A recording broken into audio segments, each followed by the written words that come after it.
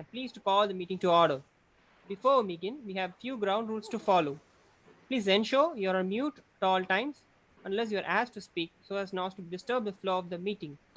Kindly ensure your phones on silent mode, especially when you're joining the session from your phones. Kindly refrain from speaking the topics like sex, religion, and politics or any other topics that may hurt the sentiments of the fellow members. This is a bilingual club, hence all members can communicate in Tamil as well as in English. With this, I now read the mission of Toastmasters International of Club to provide a mutually supportive and positive learning environment in which members foster self-development and personal growth. With this, I now pleased to welcome a presiding officer of the meeting is a president of our club, distinguished Toastmaster, now the Toastmaster for the past 7 years, is working in a Tata Consultancy Services. A welcome DTM Rahul Shankar sir. Over to presiding officer. நன்றி சொல்வேந்தர் சூரியவர்மன். அனைவருக்கும் மாலை வணக்கம். Good evening to all members present here. பொதுவாக சொல்வேந்தர் கூட்டங்களை துவக்குவதற்கு முன்பாக நம்முடைய விருந்தினர்களை நாம் வரவேற்போம். Let us welcome our guests before we begin today's meeting. First off, I welcome Ms. Anandi Raman. Could you please introduce yourself?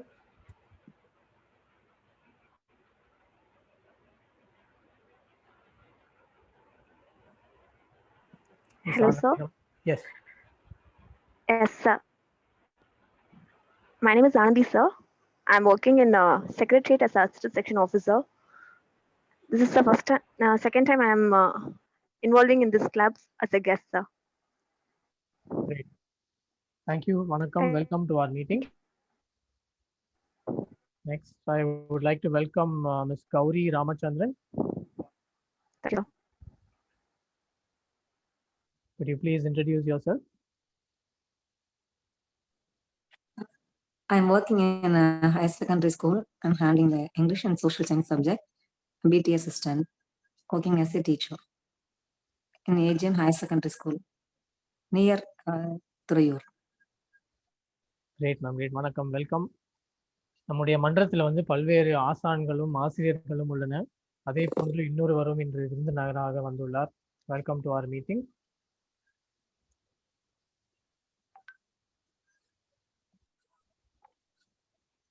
That said, today ஒவ்வொரு தருணத்திலும் வாழ்க்கையில் நமக்கு வந்து இந்த சிரிப்பு நம்ம சிரிச்சுக்கிட்டே இருக்கணும். முதல்ல நம்மளை பார்த்து நம்ம சிரிக்கணும். தினமும் காலையில் கண்ணாடியை பார்த்தவுடன் கடுப்பு வரும் முதலில் நம் முகத்தை பார்க்கும்போது. அதற்கு பிறகு சிரிப்பும் வரும், எனக்கு வரும் தினமும். இந்த சிரிப்பும் நகைச்சுவையும் நம் வாழ்க்கையில் எப்பொழுதும் இருக்க வேண்டும்.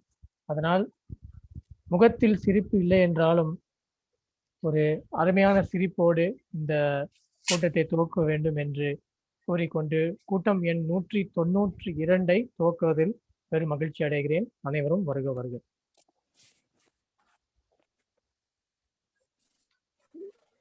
நாம் இன்றைய கூட்டத்தின் கல்வி பகுதிக்கு செல்வதற்கு முன்பாக முதலாவதாக இன்றைய நம்முடைய கூட்டத்தின் மன்றத்தின் செயல்களை பார்க்கலாம்.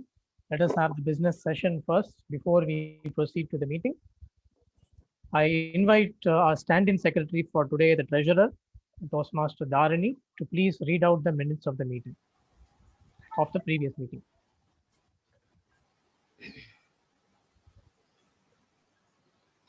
Thank you, presiding officer. Thank you very much. Good evening, fellow Toastmasters and guests. We had our club's 191st meeting last Sunday, that is on 11/10/2020. The theme of the meeting was Manifestation of Love, Anbin Padinilegal. The word of the day was passion, Vetkai. The meeting started at 5:02 p.m. The sergeant at arms set the tone of the meeting, and the presiding officer welcomed everyone and opened the business session. The secretary read the minutes of the previous meeting. With no further business, the presiding officer started the educational session. The Toastmasters of the day was TM Toastmaster Dharani. The general evaluator was Toastmaster Nachiappan. The table topic master was DTM Brahmakumar Balakrishnan. The timer was Toastmaster Arun. and the accounter was Toastmaster Venkateshan, and the grammarian was DTM Ilavenil. There were 3 speeches in total. Speech number 1, வாழ்க்கையின் மறக்க முடியாத நிகழ்வுகள் by Toastmaster Vignesh, evaluated by Toastmaster Parali. Speech 2, ஒரு கதை சொல்லட்டுமா by Distinguished Toastmaster Venkat, evaluated by Distinguished Toastmaster Rahul. And speech 3, உதவி by Distinguished Toastmaster Venkataramanam, evaluated by Toastmaster Padmanabhan. Followed by this, we had our table topic session at 5:55 p.m. There were 7 speakers in total. There were Toastmaster Zakir Hussain, Toastmaster Anand, Toastmaster Manika Velan, Toastmaster Jnanam, Toastmaster Lakshmi Priya, Toastmaster Danesh, and Toastmaster Malar. Followed by this, we had the evaluation session. At 6:45 p.m., the general evaluator concluded the evaluation session and handed over to the presiding officer. The presiding officer received guest feedbacks, followed by felicitations and award distributions. The best prepared speaker was Toastmaster Vignesh. The best table topic speaker was Toastmaster Malar. The best evaluator was Toastmaster Padmanabhan, and the best role player was Toastmaster Dharani. The meeting was adjourned at 7:03 p.m. There were 26 participants in total, of which 12 were guests and guest Toastmasters. That's my report. Presiding officer, are there any corrections or updations? Thank you, madam. Members, do you have any corrections or any changes? Okay. We are good. I don't. Yes, Toastmaster Venkat. I said we are good. We're good. Okay, great. Thank you, Toastmaster Dharani. The meeting's minutes are tabled as read. Thank you very much. Okay, thank you. நன்றி. இப்பொழுது நாம் மன்றத்தின் கல்வி பகுதிக்கு செல்வோம். பொதுவாக சொல்வேந்தர் கூட்டங்களை நடத்துவதற்கு ஒரு நெறியாளர் இருப்பார். அவர் அந்த கூட்டத்தை அவருடைய இன்றைய கூட்டத்தின் பகுதிகளை கூறிக்கொண்டு நடத்தி செல்வார். இன்றைய நெறியாளர் நான் பார்த்த வரையில் மிகவும் ஒரு ஸ்ட்ரிக்ட் ஆஃபீஸர் என்று சொல்லலாம் ஆங்கிலத்தில். அவருடைய அருமையான தமிழ் பேச்சுக்களாக இருக்கட்டும், அவருடைய ஆங்கில மதிப்பீடுகளாக இருக்கட்டும், எதையும் அவர் ஒரு அருமையான வகையில் நடத்துவார். நான் பார்த்த வரையில் அவர் ஓரளவுக்கு ஒரு நல்ல ஒரு ஆசிரியர் மற்றும் அந்த ஒரு கடமை, கண்ணியம், கட்டுப்பாடு என்று இருப்பவர். ஆனால் இன்று அவர் ஒரு நகைச்சுவையான ஒரு பார்வையோடு நம்மை பார்க்க போகிறார், இந்த கூட்டத்தை நடத்தி செல்ல போகிறார் என்றதை நினைக்கும் பொழுது எனக்கும் ஒரு ஆச்சரியம், ஒரு ஆர்வமும் உள்ளது, அது எப்படி இருக்கும் என்று பார்ப்பதற்கு. அதனால் இன்றைய நெறியாளர் மற்றும் நம்முடைய பகுதி இயக்குனர் சொல்வேந்தர் குந்தவி அவர்களை அழைக்கிறேன் இன்றைய கூட்டத்தை நடத்தி செல்வதற்கு.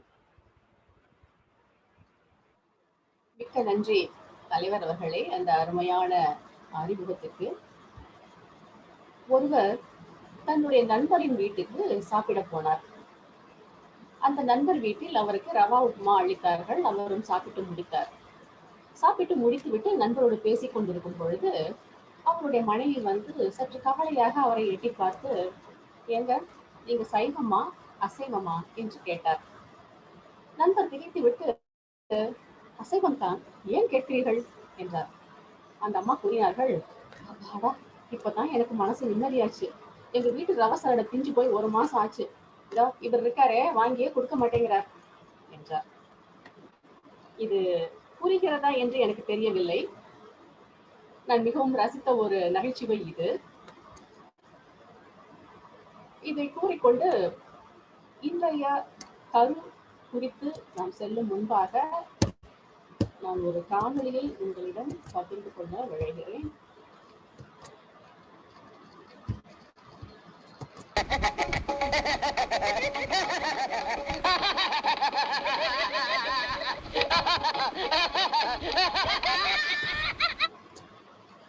நகைச்சுவை என்பது என்ன? சிரிப்பு, ஹியூமர், நையாண்டி, பரிகாசம், கேலி, கிண்டல் என்று பல வகைகளில் அழைக்கப்பட்டாலும் இந்த உணர்வு என்பது நம்முடைய மனதை மகிழ்விப்பது, நம் முகத்தில் ஒரு புன்னகையையோ அல்லது ஒரு வாய்விட்ட சிரிப்பையோ அல்லது மனம் மகிழ்ந்த ஒரு நிறைவையோ அளிக்கக்கூடியது. நம்முடைய உடல் நலனுக்கு மிகவும் நலம் பயப்பது, எப்படிப்பட்ட இறுக்கமான ஒரு சூழ்நிலையில் இருந்தும் நம்மை விடுவிக்கக்கூடியது. இந்த உணர்வு பொதுவாகவே மக்களிடம் அதிகம் என்றாலும் தமிழர்களாகிய நம்மிடம் அது கொஞ்சம் தூக்கலாகவே இருக்கிறது என்றுதான் கூற வேண்டும். அதிலும் குறிப்பாக நான் அறிந்த வார்த்தைகளிலேயே திருவள்ளுவருக்கு இணையான ஒரு வார்த்தை நகைச்சுவை பற்றி கூறியவர்களை கேட்டதே இல்லை. அது என்ன வார்த்தை? இடுக்கண் வருந்தான் நகுக. எது வந்த போதும் மனிதன் நகைத்து விடக்கூடியது. ஒரு துன்பம் வரும்போது எப்படி நகைப்பது? யாராவது அப்படி இதுவரை நகைத்திருக்கிறார்களா? எனக்கு அடிக்கடி தோன்றும், நாம் ஒரு இது போல ஒரு விவரத்தை, ஒரு சர்வே அட்டவணை எடுத்து பார்க்க வேண்டும் என்று. யாரெல்லாம் துன்பம் வரும்போது சிரித்துக் கொண்டிருந்தார்கள்? ஒரு உதாரணத்துக்கு, திருமணமாகும் போது யாராவது சிரிக்கிறார்களா? அந்த மாப்பிள்ளை தான் சிரிப்பதில்லை, என்று இருக்கிறார். இந்த பெண்ணாவது சிரிக்கிறாளா? அவளும் புழிய புழிய அழுகிறாள். துன்பம் வரும்போது ஆகவே யாருமே சிரிப்பதில்லை. என்றாலும் அப்போது சிரியுங்கள் என்று கூறிய இந்த நகைச்சுவை உணர்வுக்கு ஈடாக வேறு எதையுமே நாம் காண முடியாது என்றுதான் எனக்கு தோன்றுகிறது. இருக்கட்டும். நம்முடைய தமிழில் பழைய கலை வடிவங்களாக பல விதமான நகைச்சுவைகளை நாம் கொண்டிருக்கின்றோம். இதில் அந்த காலத்தில் கிராமத்தில் பாவை கூத்து, கோமாளி கூத்து, வில்லுப்பாட்டு, விடுகதைகள் என்று பல வகையான தமிழ் கலந்த நகைச்சுவைகள் இருந்திருக்கின்றன. எனக்கு கூட என்னோட பாட்டிய சில விடுகதைகளை எல்லாம் கூறியிருக்கிறார்கள். அதையெல்லாம் நம்மால் விடுவிக்கவே முடியாது. அது போல நையாண்டி, அதாவது நகைப்பு, அதனால் வருகின்ற இந்த சொல் நையாண்டி என்பது ஒரு வகையான நகைச்சுவை. ஒரு உதாரணத்துக்கு, ஒரு வழுக்கை தலை மனிதனிடம் போய், ஐயா ஒரு சீப்பு இருந்தா தாங்களேன், சீவிட்டு தரேன் என்று கேட்பது இது ஒரு விதமான பரிகாசம். அதே போல திருமண வீட்டுக்கு போகிறோம், நாம் சாப்பிட போகிறோம், எதிரே ஒருவர் சாப்பிட்டு விட்டு வந்து கொண்டிருக்கிறார். அவரை பார்த்து, மாமா வாங்க சாப்பிட போலாம் என்று அழைப்பது. அவர் கூறுவார், இல்ல இல்ல நான் தான் சாப்பிட்டு வந்துட்டு இருக்கேன். இல்ல பரவாயில்ல வாங்க எங்கூட ஒரு தடவை சாப்பிடுங்க என்று கூப்பிடுவது. இது ஒரு விதமான பரிகாசம். எனக்கு தெரிய பழனியில் நாங்கள் வருடம் பங்குனி உத்தரத்துக்கு செல்வோம். அப்பொழுதெல்லாம் ஒரு பூக்காரரை பார்ப்பேன். அவருக்கு இருக்கிற நக்கல் நையாண்டி இருக்கிறது. அவர் எல்லாரிடமும் சேர்ந்து அக்கா பூ வாங்கிக்கோங்க, மல்லி இருக்கு, முல்லை இருக்கு, மறிக்குழுந்து இருக்கு என்பார். இதுல என்ன விசேஷம் என்றால், நிறைய பெண்கள் அங்கே மொட்டை எடுத்து கொண்டு வந்திருப்பார்கள். அந்த அவர்களிடமும் போய் நின்று கொண்டு, அக்கா மல்லிப்பூ, அக்கா மறிக்குழுந்து என்று முகத்தில் ஒரு சிறு கீரல் கூட இல்லாமல் சீரியஸாக வைத்துக் கொண்டே பேசிக் கொண்டிருப்பார். இப்பளவு ஒரு நகைச்சுவை நான் பார்த்தே இல்லை, கேட்கிறவர்கள் தான் புரிந்து கொண்டிருப்போம். ஆக இவையெல்லாம் நையாண்டி அல்லது பரிகாசம் என்ற வகையில் அடங்கும். இன்றைக்கு நாம் ஸ்டாண்டப் காமெடி என்று கூறுகிறோமே, துண்டு துண்டாக ஒரு நகைச்சுவை கூறுவது, இதை நாம் நகைச்சுவை துணுக்கு என்று நாம் தமிழிலே கூறுவோம். இருக்கட்டும். இன்னொரு விதமான ஒரு நகைச்சுவை பற்றி நான் இங்கே சொல்ல விரும்புகிறேன். இதற்கு பெயர் வஞ்ச புகழ்ச்சி. இது தமிழுக்கே உரிய ஒரு சிறப்பு என்று கூறுவேன். ஒரு உதாரணமாக, ஒரு மனைவி அல்லது ஒரு சகோதரி ஒரு மனிதனிடம் ஒரு பொருளை கேட்கிறார்கள். இந்த மனிதர் மறந்து விட்டார் அல்லது என்ன காரணத்தாலும் வாங்கி வந்து தரவில்லை. இப்பொழுது அந்த பெண்ணிடம் இருந்து வருகிற எதிர் விளைவு, அதை ஏன் கேட்குறீங்க, நீங்க வாங்கி கொடுத்த புடவையை கட்டிக்கிட்டு நீ கோயிலுக்கு போனோம்னா அங்க ஒருத்தர் சாமியவே பார்க்கல, எல்லாரும் என்னையே பார்த்து இந்த புடவை நல்லா இருக்கேன்னு கேட்டாங்க என்று ஒரு வசனத்தை பேசுவார். இப்பொழுது அந்த மனிதர் முகத்தை எங்கே கொண்டு வைத்துக் கொள்வார்? போய் வாங்கி கொடுத்துத்தான் ஆக வேண்டும். இது ஒரு விதமான வஞ்ச புகழ்ச்சி என்று கூறலாம். தமிழ்நாட்டிலே இது மிக மிக சிறப்பாக கையாளப்படுகிறது. இருக்கட்டும். அடுத்த வகையான நகைச்சுவைகளை பற்றி நாம் பார்க்கும் முன்பாக, இன்று இந்த பணி, என்னுடைய பணி என்ன என்பதை நான் விளக்க விரும்புகிறேன். இன்று நான் நெறியாளராக பணியேற்றிருக்கிறேன். என்னுடைய பணி இன்றைக்கு என்னவென்றால், இன்றைய நிகழ்ச்சிகள் முழுவதையும் தொகுத்து சரமாக உங்களுக்கு அளிப்பதுதான். ஆக சொல்வேந்தர் மன்றங்களிலே நம்முடைய நிகழ்ச்சிகள் எப்படி நடக்கும் என்று கேட்டால், முதலாவதாக ஒரு திட்டமிட்ட பேச்சு இருக்கும். இந்த பகுதியிலே சொல்வேந்தர்கள் தங்களுக்கென்று அளிக்கப்பட்ட பாடத்திட்டங்களை பின்பற்றி ஒரு சிறந்த உரையை தயாரித்து பலமுறை அதை பயின்று பார்த்து நம்மிடையே ஒரு சிறப்பான உரையை வழங்குவார்கள். இரண்டாவது பகுதி திட்டமிடா பேச்சு. எதையும் திட்டமிட்டு கொண்டு வருவதில்லை, தங்களுடைய புத்தி கூர்மையை மட்டும், காது கூர்மையை மட்டும் எடுத்துக்கொண்டு இங்கே வருவார்கள். இந்த நிகழ்ச்சியிலே நம்முடைய விருந்தர்களும் பங்கேற்கலாம் என்பது ஒரு பெரிய சிறப்பு. இங்கே அந்த நிமிடத்தில் வழங்கப்படுகிற தலைப்பை ஒட்டி நான் ஒரு அருமையான பேச்சை வழங்குவதற்கான வாய்ப்பு இருக்கிறது. ஆக 2 விதமான பகுதிகள் ஆயின. மூன்றாவது இன்னொரு அதி முக்கியமான பகுதியும் இருக்கிறது. இதன் பெயர் மதிப்பீட்டு பகுதி. எதற்காக இது என்றால், இந்த பகுதியில் தான் நம்முடைய பாடம், நம்முடைய கற்றல் மேன்மையும் செழுமையும் அடைகிறது. இந்த பகுதியை நடத்தி தர நம்முடைய ஒரு சிறப்பான ஒருவர், தனி சிறப்பான ஒருவர் என்றே கூறுவேன், வந்திருக்கிறார்.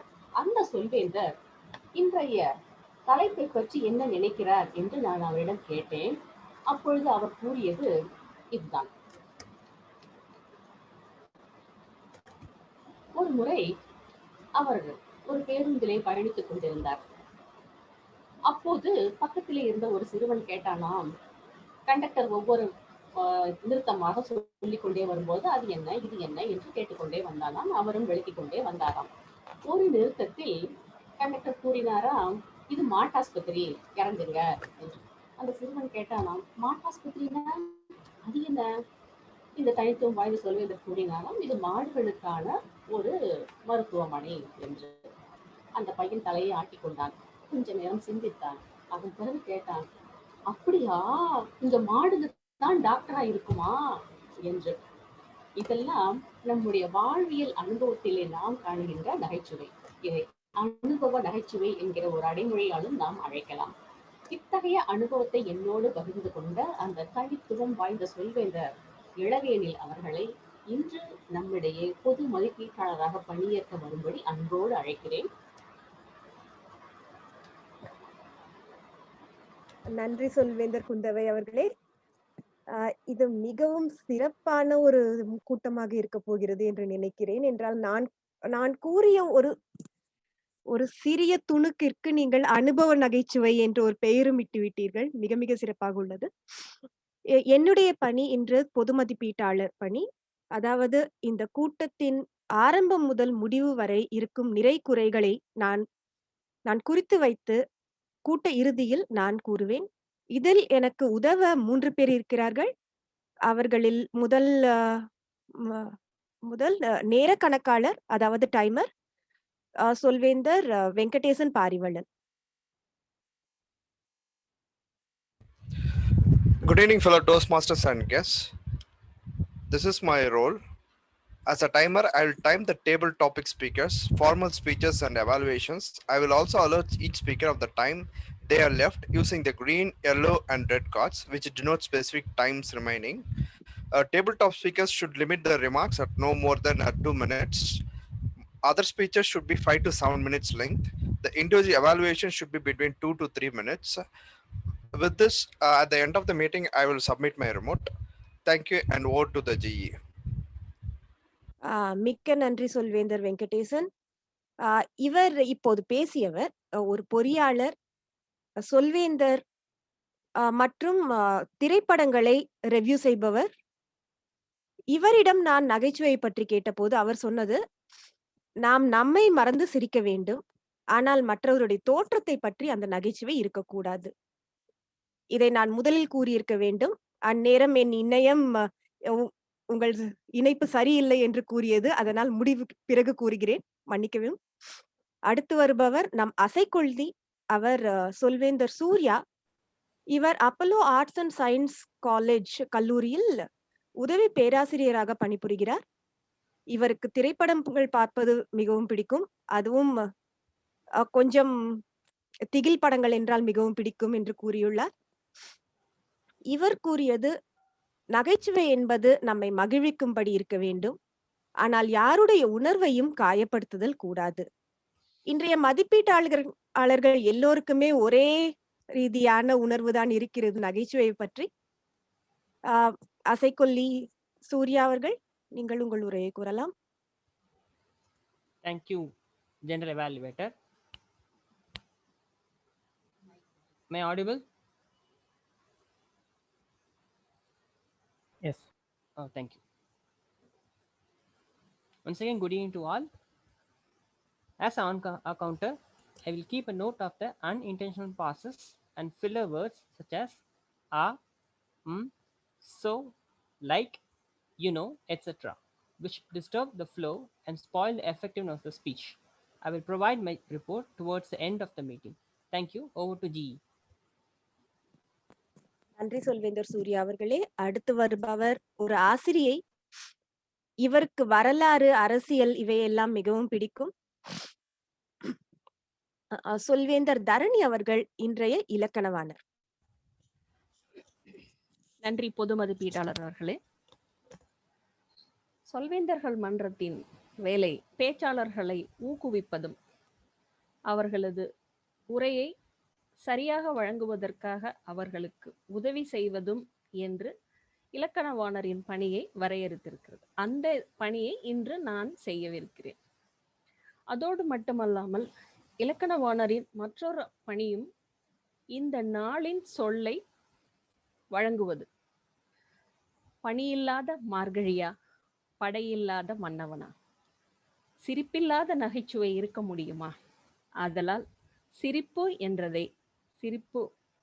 என்பதை இந்த நாளின் சொல்லாக நான் அறிவிக்கிறேன். Word of the day, laugh. இந்த சொல்லை பேச்சாளர்கள் தங்களது உரையில் பயன்படுத்துமாறு கூறுகிறேன். எனது பணி நிறைவுற்ற பின் மதிப்பீட்டாளர் அழைக்கும் போது நான் எனது உரையை தருவேன். நன்றி பொது மதிப்பீட்டாளர் அவர்களே. மிக்க நன்றி சொல்வேந்தர் தாரணி அவர்களே. இது மிகவும் நல்ல வேர்ட் ஆஃப் த டே. எல்லோரும் பயன்படுத்துவோம் என்று நினைக்கிறேன். இப்போது நெறியாளர் அவர்களிடம் நான் கூட்டத்தை ஒப்படைக்கிறேன். கூட்ட இறுதியில் நான் என் உரையை வழங்குவேன்.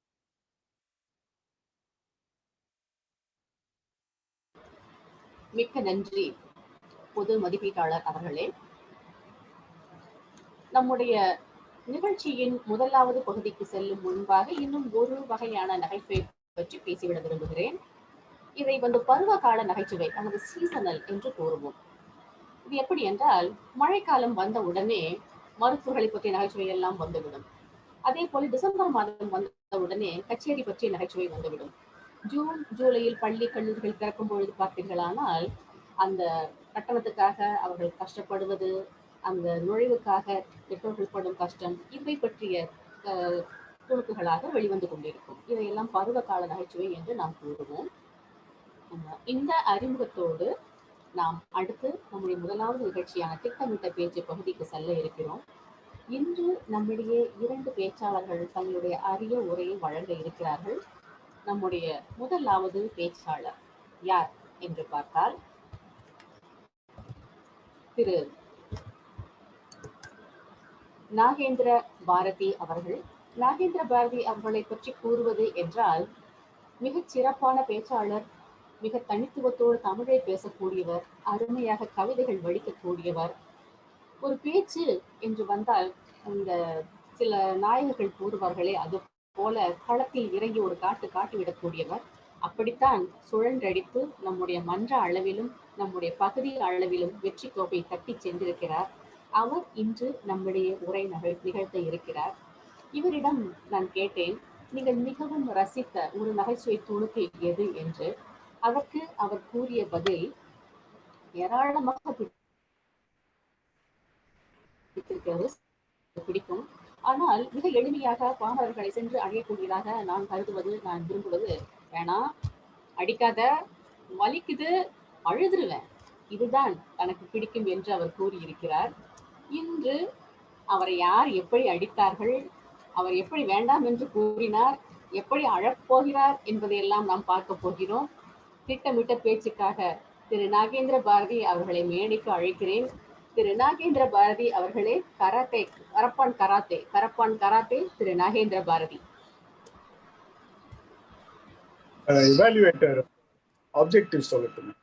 மன்னிக்க வேண்டும், அவரை பேச அழைக்கும் முன்பாக அவருடைய மதிப்பீட்டாளர் அவர்களை அவருடைய பேச்சின் குறிக்கோள்களை விளக்குமாறு கேட்டுக்கொள்கிறேன். நன்றி நெறியாளர் அவர்களே. இன்று நமது சொல்வேந்தர் நாகேந்திர பாரதி அவர்கள் கரப்பான் கராத்தே என்ற தலைப்பில் ஒரு பேச்சை வழங்கியிருக்கிறார். இது நகைச்சுவையில் ஈடுபடுதல் என்ற பாடத்திட்டத்தின் கீழ் 2வது பேச்சாக வர இருக்கிறது. இந்த பேச்சின் நோக்கங்கள் என்னவென்றால், பேச்சாளர் ஒரு பேச்சை வழங்க வேண்டும். அந்த பேச்சிற்கு மதிப்பீடுகள் மதிப்பீடாளர்கள் வழங்கியிருப்பார்கள். அந்த மதிப்பீட்டை இன்னொரு முறை அதே பேச்சையோ அல்லது மற்றொரு பேச்சையோ வழங்கி அந்த மதிப்பீடுகளை அதில் அவர்கள் சமன் செய்திருக்க வேண்டும். அதுதான் இந்த பேச்சின் நோக்கம். பாடத்திட்டத்தின்படி நான் அந்த நோக்கங்களை படிக்கிறேன். The purpose of this project is for the members to present a speech on any topic, receive feedback, and apply the feedback to a second speech. The purpose of this speech is for the member to demonstrate that he or she has applied the feedback received from his or her first speech. வாழ்த்துக்கள் நாகேந்திர பாரதி அவர்கள். உங்கள் பேச்சை கேட்க மிக்க ஆவலாக உள்ளேன். மீண்டும் மேடையை நெறியாளரிடம் ஒப்படைக்கிறேன். மிக்க நன்றி வெங்கட் அவர்களே. நாகேந்திர பாரதி, கரப்பான் கராத்தே நாகேந்திர பாரதி. இந்த ஊரடங்கு மாதங்கள்ல என்னோட நண்பர்கள் சில பேரு இணைய வெளியில போய் பல பொழுதுபோக்கு கலைகளை எல்லாம் கத்துக்கிட்டாங்க. அதுல ஒருத்தர் இந்த கர்நாடக சங்கீதம் கத்துக்கிட்டு பக்கத்து வீட்டுக்காரங்களை எல்லாம் ரொம்ப கஷ்டப்படுத்தினார். இன்னொருத்தர் இந்த பூப்பந்து விளையாட்டு கத்துக்கிட்டு பக்கத்து வீட்டு கண்ணாடியெல்லாம் உடைச்சு விட்டார்.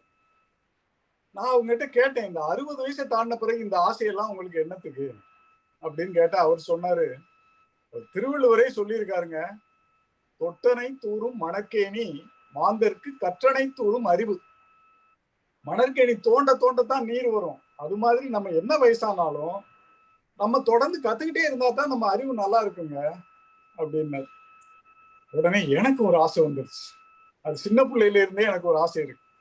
இந்த புரூஸ்லி, ஜாக்கி சான் படம் எல்லாம் பார்த்த பிறகு கராத்தே கத்துக்கணும், அப்படின்னு அப்படி குத்துறது, அப்படி அடிக்கிறது, இதையெல்லாம் கத்துக்கணும் அப்படின்னு ஒரு பயங்கர ஆசை எனக்கு சின்ன பிள்ளையில இருந்தே இருந்துச்சுங்க. அதை இப்ப இணைய வெளியில போய் கத்துக்கலாமேன்னு நினைச்சேன். அந்த அனுபவத்தை உங்ககிட்ட பகிர்ந்துக்கிறேங்க. நெறியாளர் அவர்களே, சொல்வேந்தர்களே, விருந்தினர்களே, நன்றியும் வணக்கங்களும். இந்த கராத்தையை கத்துக்கணும்னா இந்த சண்டை போட்டா இந்த பக்கத்து வீட்டுக்காரவங்களுக்கு எல்லாம் ரொம்ப சிரமமா இருக்குமே. அப்ப எப்படி அமைதியா ஏதாவது பண்ண முடியுமா? ஏதாவது சத்தம் இல்லாத கராத்தேன்னு ஏதாவது இருக்கா அப்படின்னு இணைய வெளியில போய் தேடி பார்த்தாங்க. பார்த்தா எல்லாம் டிஷும் டிஷும் கராத்தே, ஜும் ஜும் கராத்தே, ஜம் ஜம் கராத்தேன்னு எல்லாம் ஒரே சண்டை போடுற கத்திர கராத்தையா தான் இருந்துச்சு. அப்புறம் கடைசியா ஒரு கராத்தே கண்டுபிடிச்சேன். கரப்பான் கராத்தே அப்படின்னு போட்டுருந்துச்சு. சரின்னு அந்த விளக்கத்தை படிச்சு பார்த்தா ரொம்ப அருமையா இருந்துச்சுங்க. நீங்க இந்த கரப்பாம்பூச்சின்னு ஒண்ணு நீங்க அதை ரொம்ப எளிதா எடை போட்டுறாதீங்க. அதாவது கடுகு சிறுத்தாலும் காரம் போகாதுங்கிற மாதிரி திருவள்ளுவர் சொன்ன மாதிரி பரியது கூர்ங்கோட்டதாயினும் யானை வெறுவும் புலி தாக்குறேன். ரொம்ப பெருசா பெரிய கொம்பு கொம்பா இருந்தா கூட அந்த சின்ன புலி தாக்குச்சுன்னா அந்த யானையே பயந்து போயிடும். அது மாதிரி நீங்க இந்த கரப்பாம்பூச்சியை இங்க அடிக்கிறதுக்கு கரப்பான் தெளிப்பானை வச்சுக்கிட்டு அப்படி பீச்ச போற நேரத்துல என்ன பண்ணுது கரப்பான்? உங்களை நோக்கி ஓடி வராது, பின்னால போகாது. கவனிச்சிருக்கீங்களா? அவ்வளவு தைரியசாலிங்க கரப்பான். அந்த மாதிரி ஒரு தைரியமான கராத்தை நாங்க சொல்லி கொடுக்குறோம். ஆனா சத்தம் இல்லாத கராத்தை அப்படின்னு அதுல விளக்கம் போட்டுருச்சு. எனக்கு ரொம்ப திருப்தி ஆயிடுச்சு. சரி போய் கத்துக்கலாம் அப்படின்ட்டு அந்த இணைய வெளிக்குள்ள அவரோட ஜூம் ரூமுக்குள்ள அவரோட அனுமதியை வாங்கிட்டு அந்த ஜூம் அறைக்குள்ள உள்ள போனாங்க. போனா அங்கே அவர் உட்கார்ந்துருக்காரு. அவருக்கு முன்னால ஒரு கண்ணாடி குடுவை இருக்கு. அதுல 2 கரப்பாம்பூச்சி இங்கிட்டு ஓடிக்கிட்டு இருக்கு. நான் மெதுவா போய் ஐயா அப்படின்னு உடனே அந்த கரப்பாம்பூச்சியெல்லாம் அப்படி நின்றுட்டு என்னை உத்து பார்க்க ஆரம்பிச்சு. எனக்கு பயமா போயிடுச்சு. ஐயா அப்படின்னு அவரு பார்த்துட்டு கவலைப்படாது. கவனிச்சிங்களா? அந்த கரப்பான் உங்க சத்தத்தை கேட்ட உடனே எப்படி அமைதி ஆயிட்டு உங்களே பாக்குது. இப்ப அது கராத்தே முறையில என்ன பண்ண போகுது? முன்னங்கால வச்சு குத்த போகுது, பின்னங்கால வச்சு உதைக்க போகுது அப்படின்னு சொல்லிக்கிட்டே இருக்கிறப்போ திடீர்னு அந்த கரப்பாங்கெல்லாம் அந்த கண்ணாடி குடுவைகளை ஓடி ஓடி விழுந்துருச்சுங்க. எனக்கு ஒரே பயமா போச்சு. ஐயா நல்ல வேளை அந்த கண்ணாடி குடுவை இல்லைன்னா என் கதி என்ன இருக்குமோ தெரியலையே அப்படின்னு அவர் சிரிச்சுக்கிட்டே சொல்றாரு. தம்பி நீங்க ஒண்ணு மறந்துட்டீங்க. நீங்க இங்க இல்ல, உங்க வீட்டுல இருக்கீங்க. நீங்க இங்க இருந்தா கூட நான் இருக்கிறப்போ அந்த கரப்பான்கள்லாம் உங்களை ஒண்ணும் பண்ண தைரியமா இருக்கணும். முதல் தைரியம் முக்கியம், சரியா அப்படின்னாரு. சரி சரி ஐயா. சரி அப்புறம் உங்க வீட்டுல இந்த கரப்பாம்பூச்சி எல்லாம் இருக்கா? ஆமாய்யா, நான் அந்த குளியலறையில ஒரு 2 பார்த்துருக்கேன். அது ரொம்ப ரொம்ப முக்கியம். இந்த கரப்பான் கராத்தே கத்துக்கிறதுக்கு உங்க வீட்டுல கரப்பாம்பூச்சி இருந்தா தான் கத்துக்க முடியும். ஏன்னா நீங்க செயல்முறையெல்லாம் அங்கேதான் போய் பண்ண போறீங்க. அந்த குளியலறை தான் அந்த கரப்பானுடைய ஷாவலின் கோயில். அதனால பத்திரமா அந்த கரப்பான்களை பார்த்துக்கிறீங்க. ஐயா நான் இங்க குளிக்கிறது வழக்கம். நான் குளிக்கிறதா? ஆமாங்க, நான் உங்க வீட்டுக்கு வந்துடுவா? நீங்க ஒரு கத்துக்குட்டி, உங்க வீட்டிலேயே 2 கரப்பாம்பூச்சி இருந்தா என் வீட்டுல எத்தனை இருக்கும்? நானே பக்கத்து வீட்டுல போய் தான் கேட்டு குளிக்கிறேன். நீங்களும் அதே மாதிரி பக்கத்து வீட்டுல போய் உங்க ஃப்ரெண்ட்ஷிப்பை, உங்க நட்பை நல்லா பலப்படுத்திக்கிட்டு குளிங்க. சரியா? நல்லதுயா. சரியா? சரி, இப்ப போய் உங்க குளியல் அறையில அந்த கரப்பான் பூச்சி எப்படி கராத்தே பண்ணுதுங்கிறத கவனிச்சு பாருங்க. போங்க. சரின்னு சொல்லிட்டு வந்தனா, வந்து பார்த்தா நான் அந்த ஜூம் அறையில இருந்து வந்து இப்ப இந்த அறைக்கு போறேன், குளியல் அறைக்கு. அங்கே என்னுடைய மனைவி வந்து அந்த கரப்பானை கொள்ளுத அந்த இதை வச்சுக்கிட்டு, கரப்பான் தெளிப்பான குறிப்பாத்து வச்சுக்கிட்டு நிக்கிறாங்க கரப்பான் பூச்சியை பார்த்து. எனக்கு அந்த விளக்கம் எல்லாம் ஞாபகம் வந்துச்சு. ஐயோ, கரப்பான் பூச்சி மேல பாஞ்சிருமே, என்னோட மனைவியை நான் காப்பாத்தணும் அப்படின்னு சொல்லிட்டு கத்துறேன். நிறுத்து, ஏன் கரப்பான்? ஆமா, இல்ல. இது ஏதோ இந்த மணிரத்னம் படத்துல வந்து ரொம்ப சுருக்கமான வார்த்தைகளை வந்து ரொம்ப பிரமாதமான அர்த்தங்கள் வரும் பாத்தீங்களா, அந்த மாதிரி நாங்க பேசிக்கிட்டோம். அப்புறம் என்னாச்சுன்னா, நான் இந்த கரப்பான் கதையை சொன்னேன். உடனே அவளுக்கு கோவம் எப்படி வந்துச்சு? அந்த நம்ம திருவள்ளுவர் சொல்றாரு பாருங்க, அடுத்தது காட்டும் பளிங்கு போல் நெஞ்சம் கடுத்தது காட்டும் முகம். அது மாதிரி முகத்துல எள்ளும் கொள்ள வெறிக்குது. எனக்கு தெரிஞ்சு போச்சு, ரொம்ப கோவப்படுறாங்களே அப்படின்னு பாக்குறேன். கரப்பான் கருத்தையெல்லாம் விட்டுருங்க. சமையல் ரூமுக்கு வாங்க. சமையல் அறையில உங்களுக்கு நான் சமையல் பண்ண கத்து கொடுக்குறேன். ஓ, சமையல், அதுவும் நல்ல கலை தான். ஆனா இந்த சமையல் அறை எங்கம்மா இருக்கு? 15 வருஷமா நம்ம இதே ஒரே வீட்டுல குப்பை கொட்டிக்கிட்டு இருக்கோம். சமையல் அறை எங்க இருக்குன்னு கூட தெரியாதா உங்களுக்கு? வாங்க, நான் காமிக்கிறேன். இந்த 5 தடவை காப்பி வைப்பீங்களே, அந்த இடம் தான். நான் போவேன். சரின்னு சொல்லிட்டு பின்னாலேயே போனேன். போன உடனே எனக்கு வந்து அந்த பாத்திரம் கழுவுறது தான் வேலை, அதை கத்துக்கிறீங்க, மற்றதெல்லாம் நான் அப்புறம் கத்து கொடுக்குறேன். சரின்னு பாத்திரத்தை எடுத்துக்கிட்டு கழுவ ஆரம்பிச்சேன். நண்பர்களே, சொல்வேந்தர்களே, விருந்தினர்களே, நம்ம வீட்டுல நம்ம மனைவி, சகோதரி, அம்மா எல்லாம் எவ்வளவு சிரமப்படுறாங்க வீட்டு வேலையிலேன்னு பாத்துருக்கீங்களா? காலையில இருந்து சாயந்தரம் வரைக்கும் வீட்டை கூட்டுறது, பெருக்கிறது, குப்பையை கழிக்கிறது, கூட்டல் கழித்தல் பெருக்கல் எவ்வளவு கணக்கு வழக்கோட பண்றாங்க வேலைகள். அது மட்டுமா, துணி துவைக்கிறது, சமையல் பண்றது, நீங்க 5 தடவை காப்பி கேட்டா காப்பி கொண்டாந்து கொடுக்கறது, இவ்வளவு பண்ணிக்கிட்டு இருக்காங்களே. நம்ம போய் கொஞ்சம் அவங்களுக்கு உதவியா, ஒத்தாசையா, கூட மாட கொஞ்சம் அந்த பாத்திரங்கள் வருது, உருளைக்கிழங்கு வறுக்கிறது, கீரை நறுக்கிறது, ஏதாவது பண்ணலாமே நம்மளால முடிஞ்ச அளவு. மற்றபடி சமையல் பண்றது கொஞ்சம் நாள் ஆகும். ஏன்னா முதல்ல அவங்க எந்தெந்த டப்பாவில் என்னென்ன போட்டு வச்சிருக்காங்கலாம் நம்ம பார்க்கணும். அது கஷ்டம். முதல்ல சின்ன சின்ன வேலையில கத்துக்கலாம், அதை பண்ணலாம். பண்ண நீங்க தயாராயிட்டீங்களா? செய்வீர்களா? செய்வீர்களா? நன்றி கரியாளர் அவர்களே. ஓ, மன்னிக்கணும், நான் அந்த சமையலர் ஞாபகத்தில் சொல்லிட்டேன். கரியாளர் இல்ல, நெறியாளர் அவர்களே. நன்றி, வணக்கம். மிக்க நன்றி நாகேந்திர பாரதி அவர்களே.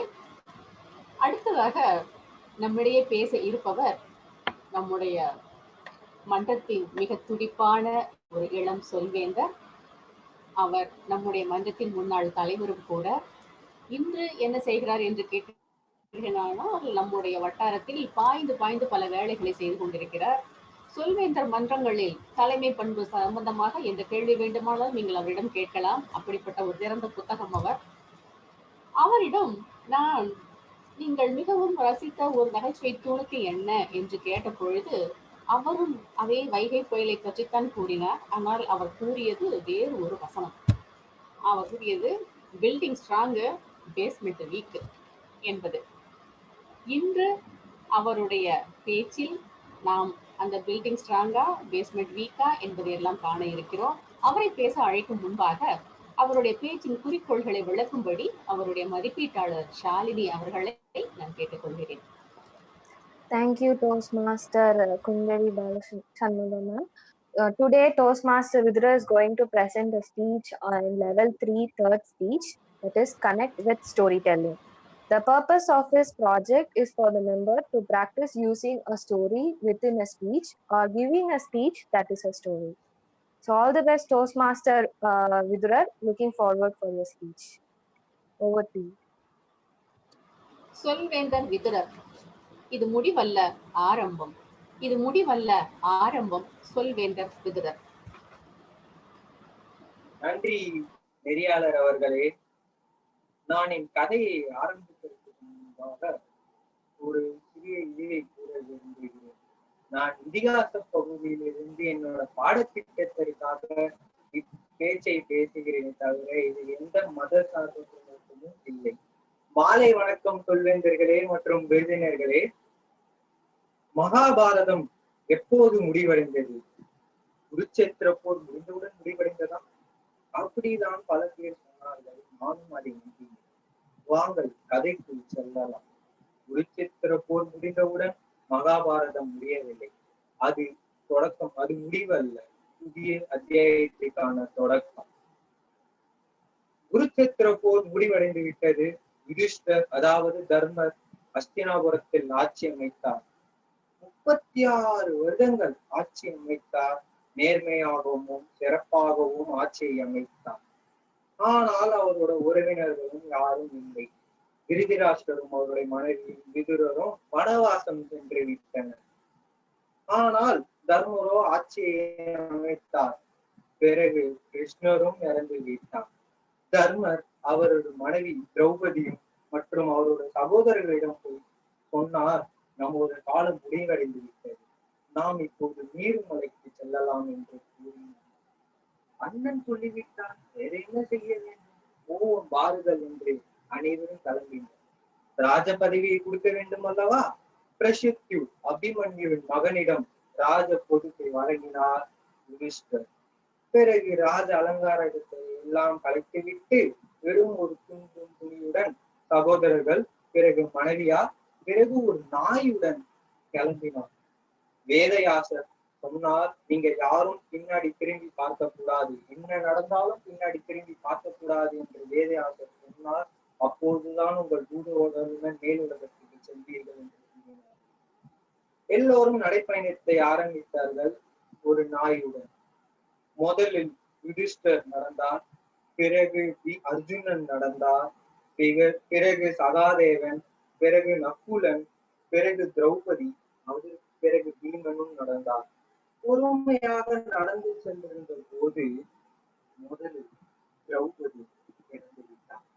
பீமர், அண்ணா திரௌபதி இறந்து விட்டாள் என்று கூறினார். அதற்கு யுதிஷ்டர் திரும்பி பார்க்காமல் சொன்னார், பீமா, அவர் நம்ம 5 பேருக்கும் மனைவிதான். ஆனால் அவருக்கு அர்ஜுனன் மீது ஒரு தனி காதல் இருந்தது, ஆகையால் அவருக்கு மாண்டார் என்று கூறினார். பிறகு நடக்க ஆரம்பித்தார்கள். நடந்து கொண்டே இருந்தார்கள். அடுத்தது சகாதேவன் இறந்தார். சகாதேவனும் இறந்து விட்டார் என்று பீமர் கூற, யுதிஷ்டர், ஆம், அவன் கர்வம் கொண்டான், அதாவது அவனுக்கு தான் சரித்திரம் தெரியும் என்று ஒரு கர்வம் கொண்டான், ஆகையால் அவன் மாண்டான் என்று கூறினார். பிறகு நடந்து சென்றே இருந்தார்கள். நக்குலனும் இறந்து விட்டான். பீமா யுதிஷ்டரிடம், நக்குலனும் இறந்து விட்டான், இவர் என்ன செய்தார் என்று கேட்டார். அதற்கு யுதிஷ்டர், நக்குலன் அவனை மீண்ட அழகு யாரும் இல்லை, ஆகையால் நினைத்துக் கொண்டிருந்தான், அதனால் அவன் மாண்டான் என்று கூறினார். பிறகு நடந்து கொண்டே சென்றனர். இப்போது அர்ஜுனன், பீமர், யுதிஷ்டர், அந்த நாயும் நடந்து சென்றது. மேருமலை அருகில் சென்றனர். அர்ஜுனன் மாண்டான். பீமர், அர்ஜுனன் என்ன தவறு செய்தான் அண்ணா, அர்ஜுனன் ஏன் இறந்து விட்டான் என்று கேட்க, யுதிஷ்டர், அர்ஜுனன் அவனை விட வில்லம்பல் யாரும் சிறந்த ஆள் இல்லை என்று கர்வம் கொண்டான், ஆகையால் மாண்டான் என்று. யுதிஷ்டரும் நடந்தான், நாயும் நடந்தது, பீமனும் நடந்து கொண்டே சென்றான். பீமன் இப்போது, அண்ணா எனக்கும் தலை சுற்றுகிறது என்று சொன்னான். உடனே யுதிஷ்டர், ஆம், நீ அளவுக்கு மிஞ்சிய சாப்பாடுகளையும் சாப்பிட்டாய், பிறகு 1000 யானைகள் வந்தாலும் உன்னால் சமாளிக்க முடியும் என்ற கர்வத்தையும் கொண்டான், ஆகையால் நீயும் மாண்டப்படுவாய் என்று சொன்னான். பீமல் அதை கேட்டுக்கொண்டே மாண்டான். போது யுதிஷ்டரும் அந்த நாயும் மேருமலையை நோக்கி சென்றது. மேருமலையை நெருங்கியது. மேருமலையில் இந்திரன் வந்தார். வந்தவுடன், யுதிஷ்டரா, வெற்றிகரமாக இவ்வளவு தூரம் வந்து விட்டார், வா மேலுலகம் செல்லலாம் என்று. யுதிஷ்டர், என்னுடன் இந்த நாயும் வந்தது, இந்த நாயும் சேர்த்துக் கொள்ளுங்கள் அப்படின்னு. இந்திரர், இல்லை, இந்த நாயை என்னால் கூட்ட இயலாது, நாய்களுக்கு மேலுலகில் இடம் இல்லை என்று கூறினார். யுதிஷ்டர், அப்படி என்றால் எனக்கு அந்த மேலுலகமே வேண்டாம் என்று சொன்னார். உடனே அந்த நாய் யமனாய் மாறி, இங்கேயும் நீ தர்மத்தை காத்தாய், ஆகையால் மூவருமே மேலுலகம் செல்லலாம் என்று கூட்டி சென்றார்கள். இதுடன் மகாபாரதம் முடிவடைந்துவிட்டது? இல்லை. ஆனால் என் கதை முடிவடைந்துவிட்டது. இதில் நாம் என்ன எடுத்துக்கொள்ள வேண்டும் என்றால், கர்வம், அகந்தை, இது இரண்டுமே ஒரு மனிதனை கொல்லும் வகையில் இருக்கிறது. ஆனால் பல்வேறு மக்களும் அந்த கர்வமும் அகந்தையும் இருக்கிறதால் வாழ்ந்து கொண்டிருக்கிறார்கள். அதை அழித்து விடலாம். நாம் நேர்மையாகவும் நம்மளுக்கு தெரிந்த விதத்தை வாழலாம் என்று கூறி முடித்துக் கொள்கிறேன். இந்த கதையில் ஏதேனும் பிழைகள் இருந்தால் மன்னித்துக் கொள்வோம். மீண்டும் மேடை நெறியாளர். மிக்க நன்றி விதர் அவர்களே. நாம் மிகச் சிறப்பான 2 திட்டமிட்ட பேச்சுகளை கேட்டு முடித்திருக்கிறோம். இன்று நமது செவிக்கு விருந்தாக இன்னும் அடுத்த நிகழ்வுகளும் இருக்கின்றன. அடுத்ததாக நாம் நம்முடைய திடீர் பேச்சு பகுதிக்கு செல்வதற்கு முன்பாக வேறு சில நகைச்சுவை வடிவங்களை பற்றி இங்கே பேச விரும்புகிறேன். விகடம் என்பது பல குரல்களில் பேசுவது. அந்த காலத்தில் விகடகவி என்று கூறுவார்கள், இப்பொழுது மிமிக்ரி என்று நாம் கூறுகிறோம். குரலை மாற்றி பேசுவது, வேறு ஒருவர் போலவோ, பெண்களைப் போலவோ, குழந்தை போலவோ, விலங்குகள் போலவோ, வேறு எப்படியாவது குரலை மாற்றி பேசுவது, அதன் மூலம் மற்றவர்களை சிரிக்க வைப்பது என்பது இந்த விகடக்கலை. அதுபோல மிகைப்படுத்துதல் என்பதாக ஒரு வகை உண்டு. எதையும் மிகைப்படுத்துவதன் மூலமாக மற்றவர்களை சிரிக்க வைப்பது. ஒரு உதாரணத்துக்கு, ஒரு பெண் இன்னொரு பெண்ணிடம் கேட்கிறாள், நான் தீபாவளிக்கு பலகாரம் கொடுத்தனே, எப்படி இருந்துச்சு? அந்த பெண் சொல்கிறாள், என் வீட்டுக்காரர் அந்த முறுக்கை எடுத்து கடிச்சாரா, முன்பல்ல 2 முறுக்கோட சேர்ந்து வந்துருச்சு. இது அதிகப்படியாக முறுக்கு கொஞ்சம் கடுக்கு முடுக்கு என்று இருந்தது என்று சொல்வதற்கு பதிலாக அதை மிகையாகப்படுத்தி அதன் மூலம் நம்மை சிரிக்க வைத்தது. இன்னொரு விதமான ஒரு நகைச்சுவை உண்டு. இதை கடி என்று அழைப்பார்கள். என்னுடைய அலுவலக நண்பர் ஒருவர் இதில் மிகவும் சிறந்தவர். அவர் கூறுவார், அவ புட்டு கொடுத்தா நான் சாப்பிடல. ஏண்டா சாப்பிடல? அவதான் ஆசையா புட்டு கொடுத்தால. அதான் சொன்னனே, அவ புட்டு கொடுத்தா, முழுசா கொடுக்க அவளுக்கு மனசே வரல. இப்பொழுது உங்களுக்கு அவரை அடிக்க வேண்டும் போல இருக்கும். இது போல இன்னொரு ஒன்றும் சொல்வார். அவர் அடிக்கடி சொல்வார், உங்களுக்கு வேண்டுமானாலும் முதல் முறையாக இருக்கலாம், மிருக காட்சி சாலையில் நாங்கள் பார்த்தோம், அதோ பாரு வெள்ளை புலி என்றோம். எடுத்ததா கொட்டை எடுக்காததா என்று கேட்டார். இன்றளவும் எனக்கு அது நினைவில் நிற்கிறது. இந்த வகையான நகைச்சுவை துணுக்குகளை நாம் கடி என்று கூறுவோம். மேலும் சில வகைகளும் உண்டு. அவற்றை பார்க்கும் முன்பாக நாம் நம்முடைய திடீர் பேச்சு பகுதிக்கு செல்லுவோம்.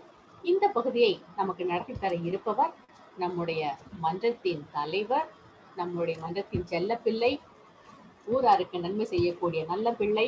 அவருக்கு வேறு சில பட்ட பெயர்களும் உண்டு. நான் அவற்றையெல்லாம் இப்பொழுது கூற விரும்பவில்லை. அவரிடம் நான் கேட்டேன், உங்களுக்கு நீங்கள் மிகவும் ரசித்த ஒரு நகைச்சுவை துணுக்கு என்ன என்று. அவர் சொன்னது, அவர் ஒருவேளை என்னை சொன்னாரா என்று எனக்கு தெரியவில்லை, கடுப்பேற்றார் மயிலாள் என்றார். என்னை சொல்லவில்லை என்றுதான் நினைக்கின்றேன். இப்பொழுது இந்த நிகழ்ச்சியில் அவர் யாரையாவது கடுப்பேற்றுகிறாரா, அவரை யாராவது கடுப்பேற்றுகிறார்களா என்பதை எல்லாம் நாம் பார்க்க இருக்கிறோம். தனித்துவம் வாய்ந்த சொல்வேந்தர் ராகுல் அவர்களே, மேடை உங்களுடையது. நன்றி நெறியாளர் அவர்களே. மீண்டும் மாலை வணக்கம் அனைவருக்கும். நீங்கள் என்னை அறிமுகம் செய்யும் பொழுது எனக்கு நினைவில் வந்தது வைகை புயலின் ஒரு திரைப்படத்தில் அவர் வண்டு முருகனாக இருப்பார். அவருடைய கட்சியின் தலைவராக இருப்பார். அவரை அறிமுகம் செய்வார்கள். சயனைடு சுப்பி போர் வாழ் என்பதெல்லாம்.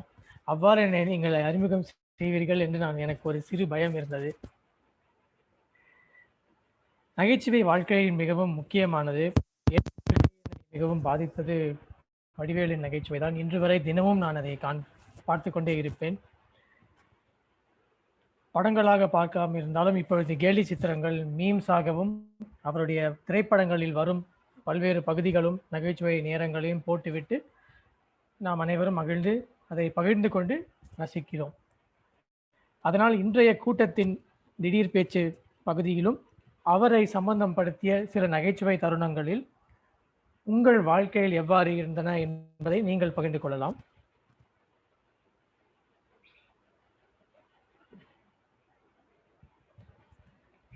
இன்றைய திடீர் பேச்சு பகுதி மேடையில் நான் அழைக்கும் ஒவ்வொரு பேச்சாளரும் 1 to 2 நிமிடங்கள் பேச வேண்டும்.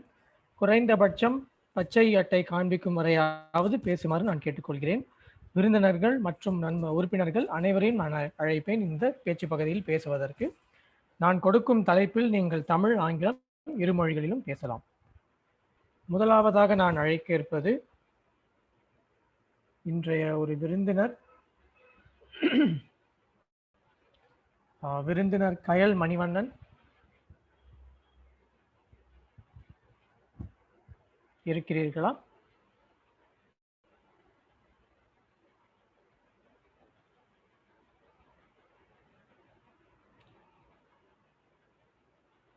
ஓகே, அடுத்ததாக நான் அழைக்க இருப்பது விருந்தினர் ஆனந்திராமன்.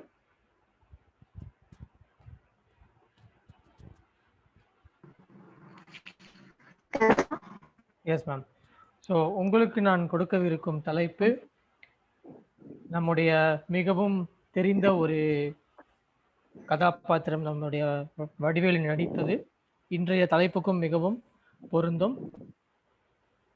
எந்த ஒரு விஷயம் செய்யறதா இருந்தாலும் பிளான் பண்ணி செய்யணும் அப்படின்னு அவர் கூறியது. அதை மனதில் வைத்துக்கொண்டு வாழ்க்கையில் திட்டமிடுவது மிகவும் முக்கியம், இல்லையெனில் மிகவும் கடினமாக இருக்கும். உங்கள் வாழ்க்கையில் அப்படி ஒரு தருணம் இருந்ததா? அதை பற்றி நீங்கள் பேசலாம்.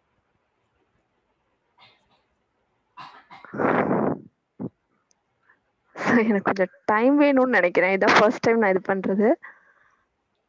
உங்களுக்கு மனசுல நான் கடைசியா பேசலாமா சார்? அப்படியா? சரி.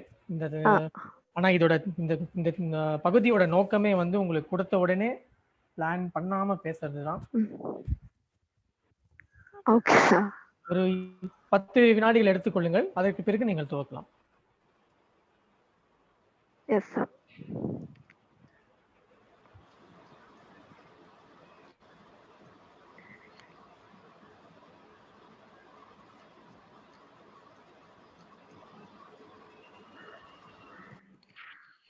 Hello sir.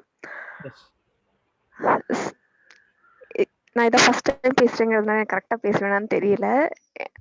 பிளான் பண்ணாம பண்றத பத்தி இன்னைக்கு ஒரு உதாரணம் நான் இன்னைக்கு பார்த்தேன். இன்னைக்கு நான் ஷாப்பிங் போயிட்டு ரிட்டர்ன் வர்றப்போ ஒரு வீட்டோட வீடு, அந்த வீட்டோட மேல வந்து அந்த வீட்டுல நேம் எழுதியிருந்தாங்க. அதோட பேர் வந்து பத்மாக்கர். Actually PADMAKAR. ஆனா அந்த பில்டிங் கன்ஸ்ட்ரக்ட் பண்ணவங்க எழுதும் போது அந்த ஏக்கு பதிலா ஈன்னு போட்டுட்டாங்க. பேட் மேக்கர் அப்படின்னு சொல்லிட்டு அது இதாச்சு. இது வந்து நான் ரொம்ப இதா பார்த்தேன். பை சான்ஸ் பிளான் பண்ணியிருந்தா அவங்க கரெக்டா அந்த பேர் எழுதியிருந்திருக்கலாம். ஸோ இவ்வளோ இன்வெஸ்ட் பண்ணியும் அவங்க அந்த ஒரு விஷயத்த இது பண்ணது கொஞ்சம் ரொம்ப ஆடா தெரிஞ்சிச்சு. இந்த மாதிரி இதுதான் எதை செஞ்சாலும் பிளான் பண்ணி பண்ணணும் அப்படிங்கிறதுக்காக நான் சொல்றது சார். தேங்க்யூ. நன்றி மேம், நன்றி. Very good attempt. அருமையாக பேசினீர்கள். வாழ்க்கையில் பிளானிங் மிகவும் முக்கியம், பேர் எழுதுவதிலும் மிகவும் மிகவும் முக்கியம். அடுத்ததாக நான் இங்கு அழைப்பு இருப்பது விருந்தினர் திருமதி கௌரி ராமச்சந்திரன்.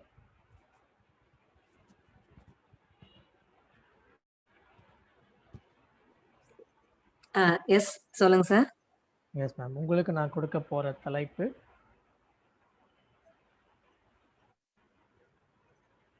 வரலாறு மிகவும் முக்கியம் அமைச்சரே. ஸோ வாழ்க்கையில் வரலாறுங்கிறது ரொம்ப மிகவும் முக்கியம். அதே மாதிரி நம்ம பல்வேறு ஞாபகங்களும் மிகவும் முக்கியம். உங்கள் வாழ்க்கையில் நடந்த ஒரு உங்களுக்கு வந்து அதை நினைச்சாலே சிரிப்பு வர மாதிரி ஒரு நிகழ்வு இருக்கா? அப்பொழுது வந்து வெக்கப்பட்டிருப்பீங்க, இல்லை கொஞ்சம் நல்லா இருந்திருக்காது. ஆனால் அதை இன்று பின்னோக்கி ஞாபகப்படுத்தும் பொழுது மிகவும் நகைச்சுவையாக இருந்ததா? அதை நீங்கள் எங்களோடு பகிர்ந்து கொள்ளலாம்.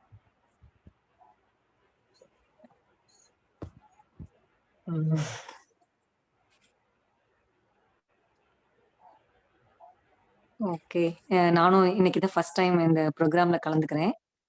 லக்ஷ்மி பிரியா அப்படின்றவங்க சொன்னாங்க, அதனால நான் இன்னைக்கு கலந்துக்கிட்டேன். வாழ்க்கையில மறக்க முடியாத இந்த நிகழ்ச்சின்னு பார்த்தீங்கன்னா, நகைச்சுவையா எனக்கு எதுவும் கிடையாது. அந்த மாதிரி நினைக்கல. ஆனா முதல்ல வாழ்க்கையில வந்துட்டு நான் ஒரே ஒரு பொய் சொன்னேன். அந்த பொய் சொன்னப்ப எனக்கு வந்துட்டு அது நம்ம பொய் சொல்றோம்னே தோணல. நான் சின்ன குழந்தையா இருக்கையில ஜாலியா இருக்கணும் அப்படிங்கிறதுக்கோசரம் எக்ஸாமுக்கு டைம் டேபிள் வந்துச்சு. அந்த டைம் டேபிள வந்து வீட்ல சொல்ல மறைச்சிட்டேன். அப்ப வந்து என்னுடைய ஃப்ரெண்டு ஒருத்தி வந்தா. அந்த ஃப்ரெண்டு கிட்ட கேட்டாங்க. எங்க அங்கிள் தான் என்னைய வளர்த்தாரு. அவர் வந்துட்டு கேட்டாரு, என்னம்மா விளையாடுறீங்களே, எக்ஸாமுக்குலாம் ஒன்றும் டைம் டேபிள்லாம் வரலையா என்ன அப்படின்னு சொல்லிட்டு கேட்டாரு. கேட்டவொன் நான் இப்படி கேட்பாருன்னு நான் எதிர்பார்க்கவே இல்ல. சண்டே சரி எப்பயும் விளையாடுற மாரி வந்தா விளையாண்டுட்டு இருந்தோம். அப்ப திடீர்னு வந்துட்டு இவரு இப்படி கொஸ்டின் கேட்பாருன்னு நினைக்கவே இல்ல. சரி நான் இங்கேருந்து சொல்லாதேன்னு நான் சைகை காட்டினேன். ஆனாலும் வந்து அவங்க சொல்லிட்டாங்க. வந்துருச்சு அங்கிள் அதெல்லாம் வந்து 10 நாள் ஆயிடுச்சு அப்படின்னு சொன்னாங்க. அதுக்கப்புறம் வச்சு வாங்குனாரு பாருங்க எங்க அங்கிள். அத வந்து இன்ன வரைக்கும் என்னால மறக்க முடியாது. அத நான் என் ஸ்டூடண்ட்ஸ் கிட்ட எல்லாத்துக்கிட்டயுமே சொல்லிட்டு, பொய் சொல்லக்கூடாது வாழ்க்கையில. நான் சொன்ன பொய்யும், கடைசி பொய்யும் அதுதான்.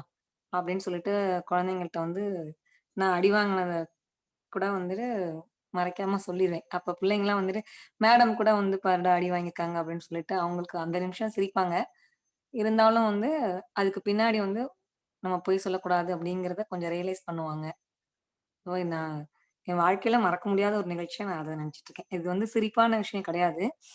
இருந்தாலும் நான் அடி வாங்கினேங்கிறத கேட்கிறப்ப மாணவர்கள் சிரிப்பாங்க. பட் அதுக்கப்புறமா அவங்க வந்து அந்த பொய்ய சொல்லாம நெறைய பேர் இருந்திருக்காங்க. நீங்க குடுத்திருக்க டாபிக்கும் இதுக்கும் சம்மந்தம் இல்ல. இருந்தாலும் எனக்கு சொல்லணும்னு தோணுத சொல்றேன்.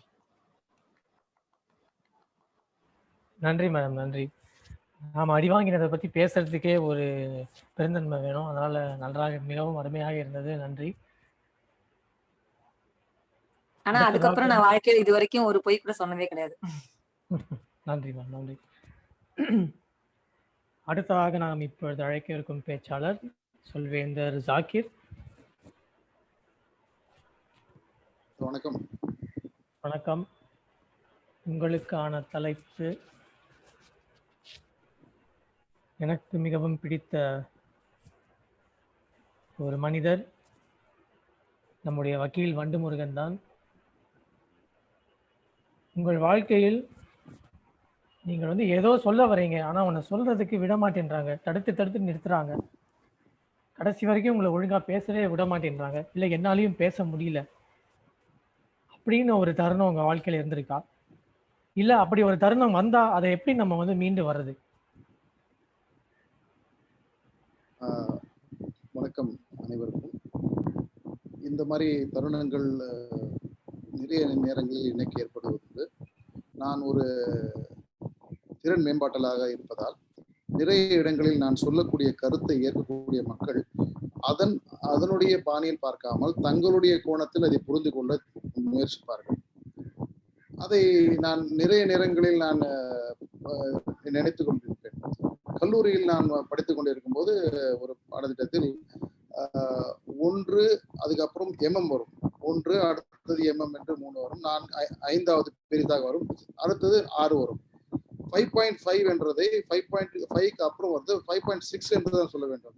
இவன் 5.56 சொல்லிவிட்டான், 6 என்று சொல்லிவிட்டான். இதை நான் விளக்குவதற்குள் அந்த நேரமே முடிந்து விட்டது. அது மிகவும் சிரமப்பட்டேன், அதன் புரியவே இல்லை. அதே மாணாக்கர் ஒரு இடம் வந்து என்னிடம் கேட்ட ஒரு சிரிப்பான ஒரு விஷயத்தை சொல்கிறேன். என் வீட்டில் மின்சார தடைப்பட்டு விட்டது என்றால் இந்த எண்ணுக்கு தொலைபேசியில் அழைக்க சொல்கிறார்கள். மின்சாரமே இல்லையே, தொலைபேசி மூலமா நான் எப்படி அழைப்பேன் என்று கேட்கிறான். அதை நான் அவனுக்கு எப்படி விளக்குவது என்பது எனக்கு சரியாக புரியவே இல்லை அந்த நேரத்தில். இப்பொழுது அவன் பெரிய ஆளாகி ஒரு விரிவலாக இருக்கும்போது அதை நினைத்து நான் சிரித்துக் கொண்டே இருப்பேன், அவனையும் சிரிக்க வைப்பேன். இதையெல்லாம் தெரியாமல் நீங்க எல்லாம் விரிவலாக இருக்கிறார்கள் என்று. இதை போன்ற நிறைய விஷயங்களில் என்னுடைய பணியின் போதும் நான் பார்த்த சில விஷயங்கள், நாம் சொல்லக்கூடிய கருத்தை உள்வாங்கிக் கொள்ளாமல் அவர்கள் அதையோடு தங்களுடைய கருத்துக்களை சேர்த்துக் கொள்ளும் பொழுது புரியாமல் இருக்கும். இது நான் கற்ற உண்மை என்னவென்றால், சிறிது நேரம் அதை அதோடு விட்டு விடுவது, பிறகு சில நேரம் கழித்து என்னுடைய உரையை அதனுடன் கோர்த்து அவர்களை வெளிப்படுத்த நினைக்கிறேன். இதன் மூலம் நான் சில விஷயங்களை தெளிவுபடுத்தி இருக்கிறேன். இந்த முறையை நான் இப்பொழுது தொடர்ந்து மேற்கொண்டு வருகிறேன். நன்றி. நன்றி நன்றி சொல்வேந்தர் டாக்டர். ஒரு நகைச்சுவையான பேச்சுக்கு நன்றி. அடுத்ததாக நான் அழைக்க இருப்பது நம்முடைய ஆசான் சொல்வேந்தர் சம்பத் சௌரிராஜன் அவர்கள்.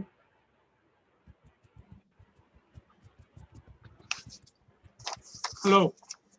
எஸ் சார், உங்களுடைய தலைப்பு இதோ.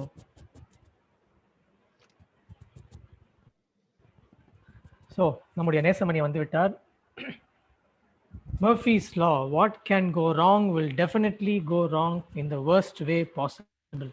எது நடக்க வேண்டுமோ, தவறாக நடக்க வேண்டுமோ, கண்டிப்பாக மிகவும் கடினமான ஒரு தவறான நிகழ்வாக நடக்கும். அதுதான் மர்ஃபீஸ் லா. உங்கள் வாழ்க்கையில் அப்படிப்பட்ட ஒரு நிகழ்வு, எப்படி அதை நகைச்சுவையாக நீங்கள் இன்று பார்க்கிறீர்கள்? என் வாழ்க்கையில் அந்த மாதிரி நிறையவே நடந்திருக்கிறது. அதிர்ஷ்டவசமாக முக்கால்வாசி நேரங்களில் அந்த நகைச்சுவையின் கதாநாயகன் நான் இல்லை. ஒரு ரொம்ப மோசமான ஒரு உதாரணத்தை நான் சொல்கிறேன். என்னுடைய அத்தை மகன், அவர்கள் வீட்டில் 3 பையன்கள், எல்லாருமே ஏடா ஊடம் என்னும் தமிழ் வார்த்தைக்கு நல்ல உதாரணங்கள். ஒரு முறை பெரியவன் அமெரிக்காவிலிருந்து இந்தியாவுக்கு வந்திருந்தான், பாம்பேயில். அன்று இரவு அவன் அமெரிக்காவுக்கு விமானம் ஏற வேண்டும். பாம்பேயில் நேவி நகரில் என்னுடைய ஒரு அண்ணன் வீட்டில் அவனுடைய பாஸ்போர்ட், டிக்கெட் எல்லாம் வைத்திருந்தான். இன்னொரு அண்ணன் வீடு அப்போது அந்தேரியில் இருந்தது. அங்கே அவனுடைய பொட்டி உடைமைகள்லாம் அங்கே இருந்தன. இவன் என்னுடைய அக்கா வீட்டுக்கு வேறு இடத்துக்கு போயிருக்கிறான். திடீரென்று ஒரு ஃபோன் அவன்கிட்ட இருந்து என்னுடைய அண்ணன்களுக்கெல்லாம் வருகிறது. நீங்கள் 2 பேரும் பாஸ்போர்ட்டு, என்னுடைய பொட்டி எல்லாத்தையும் எடுத்துக்கொண்டு ஏர்போர்ட்டுக்கு வந்து விடுங்கள், நான் எப்படியாவது அதற்குள் வந்து அங்கே சேர்ந்து விடுகிறேன் என்று. கடைசியில் எல்லாம் ஒரு வழியாக அவரை அமெரிக்காவுக்கு வழி அனுப்பி வைத்தார்கள். ஏன்னால் இந்தியா தப்ப வேண்டாமா, அவரை அமெரிக்காவுக்கு அனுப்பி வைத்தால் தான் நமக்கு நல்லது என்று. அவர் அடுத்த முறை திரும்பி வரும்போது இந்த மாதிரி ஒன்றும் செய்யாது என்று சொல்லி அனுப்பினார்கள்.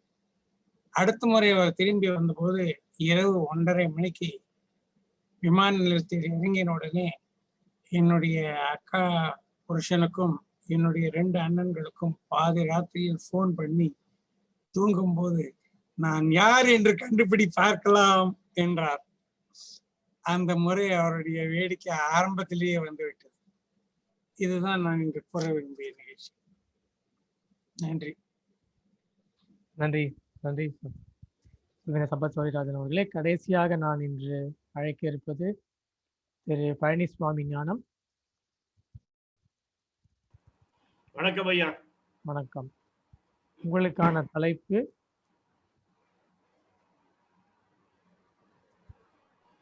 நம் வாழ்க்கையில் நாம் அனைவரும் இதை அனுபவித்திருப்போம். ஒரு இடத்துல நம்மளோட சொந்தக்காரங்களோ இல்லை தெரிஞ்சவங்களோ யாராவது இருந்தாங்களோ அவங்க கண்ணில் படாம எப்படியாச்சும் இங்கேருந்து போயிடணும்னு நினைப்போம். அது உங்களுக்கு நடந்திருக்கா? இல்லை நடந்தா எப்படி அதை வந்து கடந்து வருவீங்க?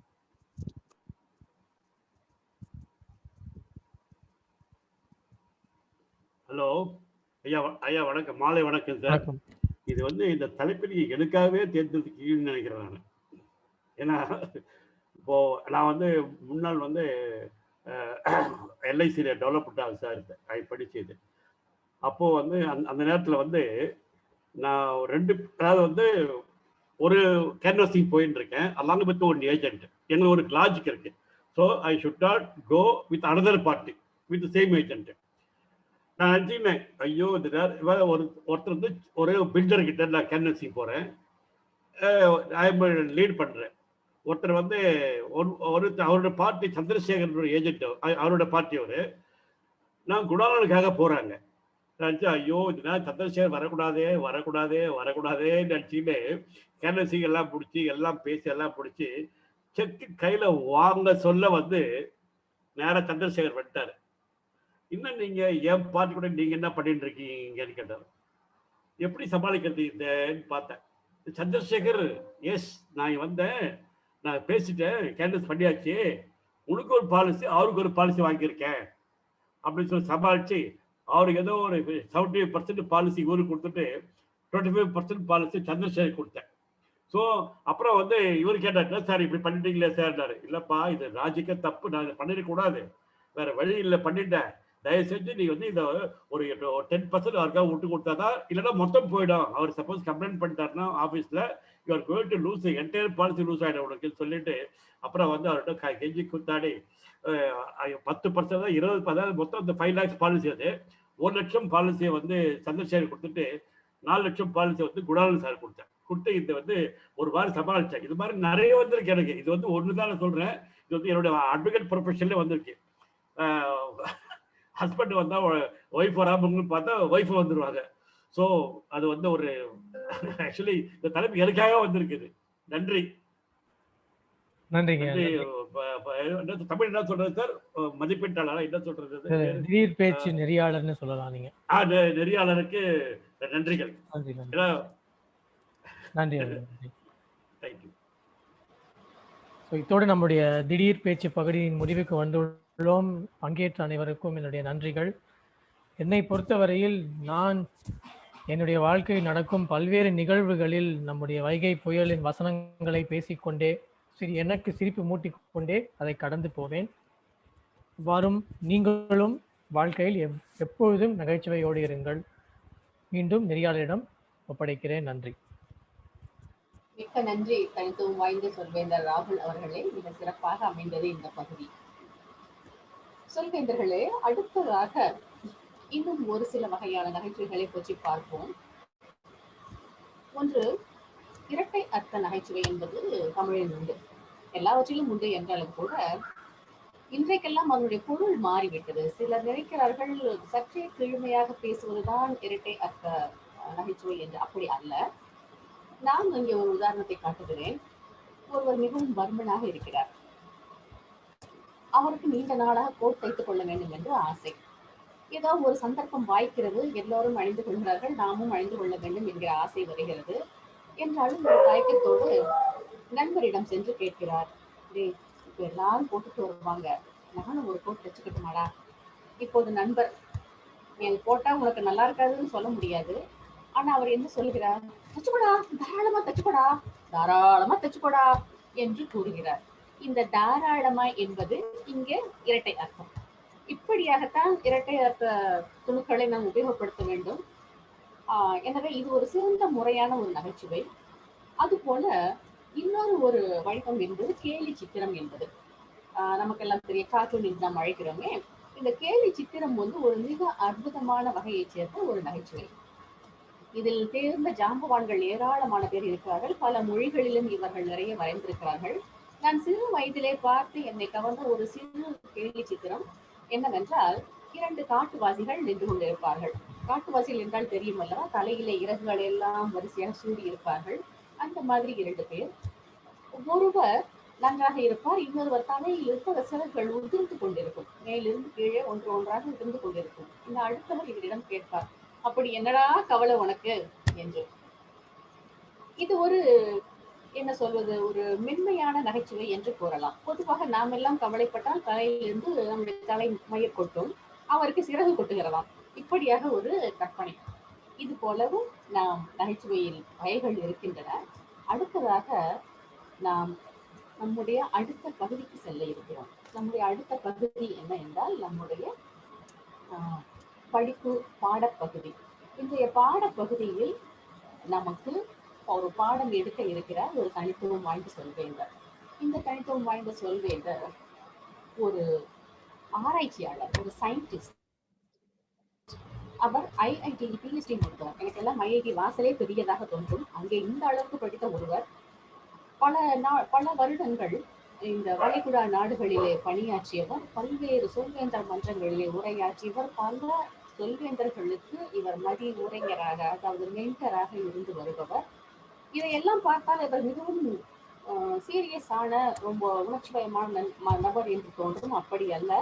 அவர் அழகான ஒரு கவிதை மனம் படைத்தவர். அதைவிட அதிகமாக மிகுந்த நகைச்சுவை உணர்வு கொண்டவர். அற்புதமான நம்முடைய தனித்துவம் வாய்ந்த சொல்வேந்தர் திரு சம்பத் சௌரிராஜன் அவர்களை நம்முடைய பாடத்திட்டத்தை படிக்குமாறு அன்போடு அழைக்கிறேன். நன்றி நெறியாளர் அவர்களே. என்னை அறிமுகப்படுத்துவதில் உங்களுடைய நகைச்சுவையை நிறைய பயன்படுத்தி விட்டீர்கள். அதற்காகவும் நன்றி. நான் இந்த தலைப்பாக எடுத்துக்கொண்டிருப்பது 1990.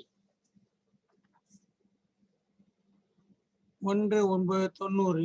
I have talked about this in one or two places earlier. I don't know whether in our club I have talked about it. This is my definition of Toastmaster method. 1990 means 1% rule, 9% conventions, traditions, guidelines, 90% your freedom, your creativity. Actually, a lot of people do not understand this. They simply want to do everything in the very same so-called well-trodden path.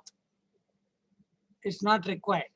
You can have a lot of creativity, but we should at the same time respect that 1 and 9.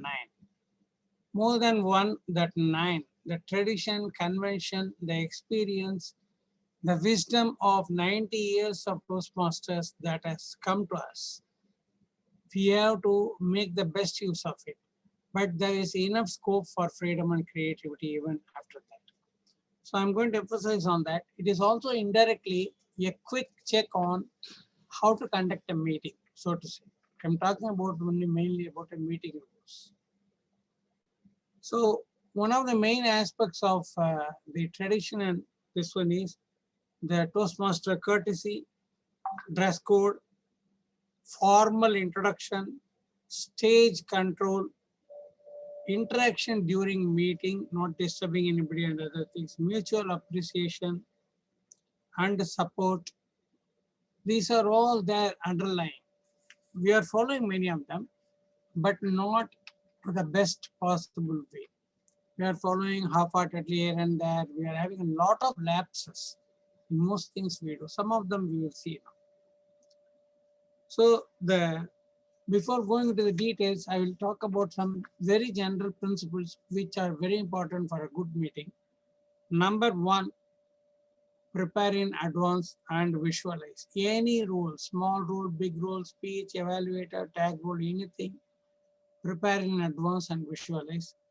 I am sure which is not being done by most of the people, though they intend to do it.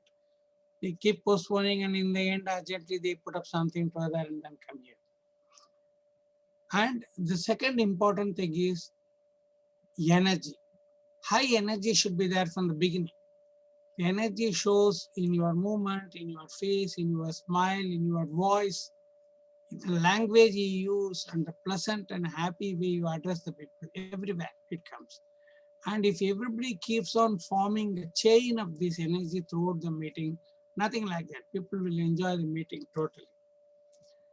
The third somewhat related thing is always project yourself as a very positive personality.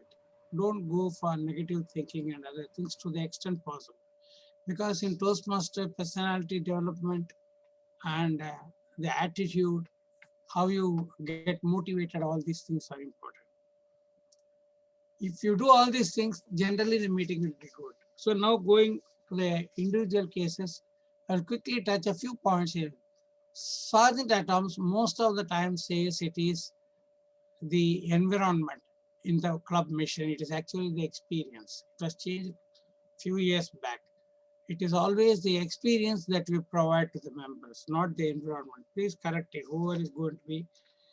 And he saw that sometimes I have found that they give motivational stories, they talk blah blah too much. It is not to be done. Sergeant at Arms, tag players and evaluators, and to some extent the general evaluator, they all to go within the tradition. They should not overdo things. They are there to show their quiet efficiency. In Toastmasters, there are 2 types of roles. Some roles like speakers, the TMOD, the president, they can show pompous flamboyance, can use good language, high language, blah, blah, do it very impressively. But the other roles like evaluators, tag players, they are to be governed by quiet efficiency, business-like. You do your job, because if all people try to show off, the time will not be enough and there will be confusion. So the Sergeant at Arms, sometimes I'm seeing to do that, should not do. The next thing the Sergeant at Arms does is the introduction. And not only Sergeant at Arms, after that the TMOD does, President does, and also General Evaluator does introduction. All introductions should be high point. In fact, the introduction should be motivating for the speaker and as well as everybody else to sit up and take notice. Don't go for the same thing, name and occupation. Don't go for that. In a new club, new members, okay. Or guests, okay. For others, every time try to find something different, something interesting and crisp things. So that's what we do. Many times when I send my introduction to a TMOD or somebody, you will find I'm sending different things. You can also try to think like this while introducing. Introduction is very important. I'm highlighting only certain points, other points can quickly rush through. So the sergeant at arms, what he does, he greets the audience, states the mission and guidelines, and introduces the president, finished his role. And the president, what does he do? He has to give a motivational story. He has to get the guests introduced. First, he greets the people, opens the meeting, gets the guests introduced, gives a motivational this one. And if there is a business session, he can conduct it and then introduce the TMOD adequately and hand over. This is what the president does. The TMOD, what he does, the TMOD also greets the people and then he goes into the theme and then he introduces the general evaluator in the first phase. And the theme is something I will talk about towards the end. And general evaluator should be also well introduced. And the general evaluator should give a couple of general remarks about evaluation. I find some general evaluators straight away start calling the timer. Don't do that. Talk about evaluation. Just to remind ourselves and also to inform the guests who are present.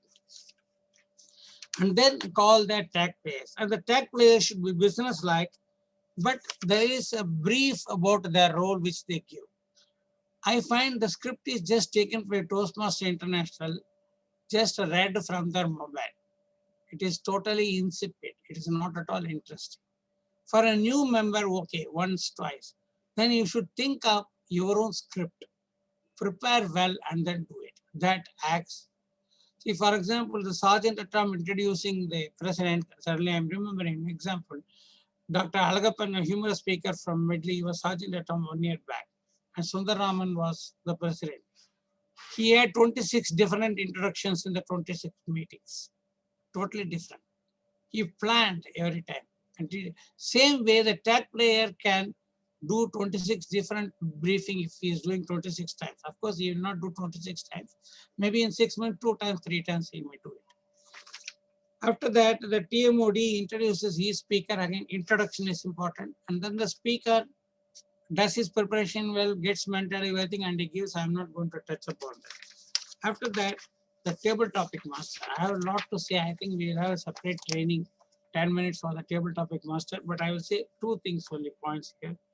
One is he should have many topics. I find many table topic masters have only 6 topics, 8 topics. And what happens, sometimes there is more time and they are not able to quickly make up. Usually I go with 25 topics. 25 topics. Maybe I will use only 8 or 10, doesn't matter. But the rest I can keep for my future use also. And the second one is the table topic master is a timing buffer. When he starts, you should check the time as per the agenda when you are supposed to get the stage and actually when he got. What more remains? Whether you will have less time than the planned or more than, it should be very clear. If he has more topics, he can always manage. But even in the worst case, I personally feel at least 4 or 5 people should be called. I have found there are cases only 2 people are called in some meetings. Rarely it has happened because of some delays. So delay it a little further, at least call 4 people. This is my opinion. And then the general evaluator, again introducing the evaluators. Evaluators do the job very crisply. So general evaluation, if it is a new club, you should talk about the banners, ribbons, starting on time, the room arranged, air condition work, all these things. Okay. But if it is a mature club, concentrate on some 1 or 2 really good points where you can give them a pointer where to improve. Don't start saying the whole usual thing every time. It's not required actually. We can even mention it. Being a very mature club, I will confine myself to 1 or 2 important points like this. And then the voting, everything has to be taken care and the awards, accounting. The president in the end should get guest feedback and make any announcement about the next meeting. Timer, how many minutes remaining for me? Do I have 5 minutes? Now it's 10 minutes over. 10 minutes over, okay. Yeah. My watch is going slow anyway. Okay, the 2 points I want to emphasize are theme. There was a time when theme was not common for every meeting, only for special meetings and milestone meetings and festival meetings and other things. But nowadays it has become a routine. Okay, I have no objection per se, but the TMOD should not bring a very elaborate thing and Google a lot and print out everything and think of completing the whole thing. He should be the best, important time manager. He should take care of it. This is number one. Number two, asking all the people about their take on the theme, I think is a bad idea. I will tell you why. Many people do not understand the theme. They say all sorts of things. It becomes funny.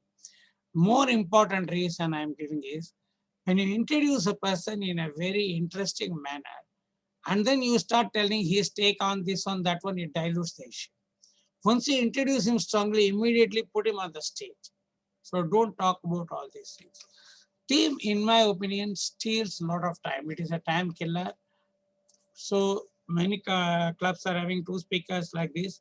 And so you have 4 or 5 speakers, you will find the difference. Every club should plan to have 4 speakers. Then the theme eating away too much time will be felt severely. The second one is the only special for our club, the second point. This is the bilingual nature of the club.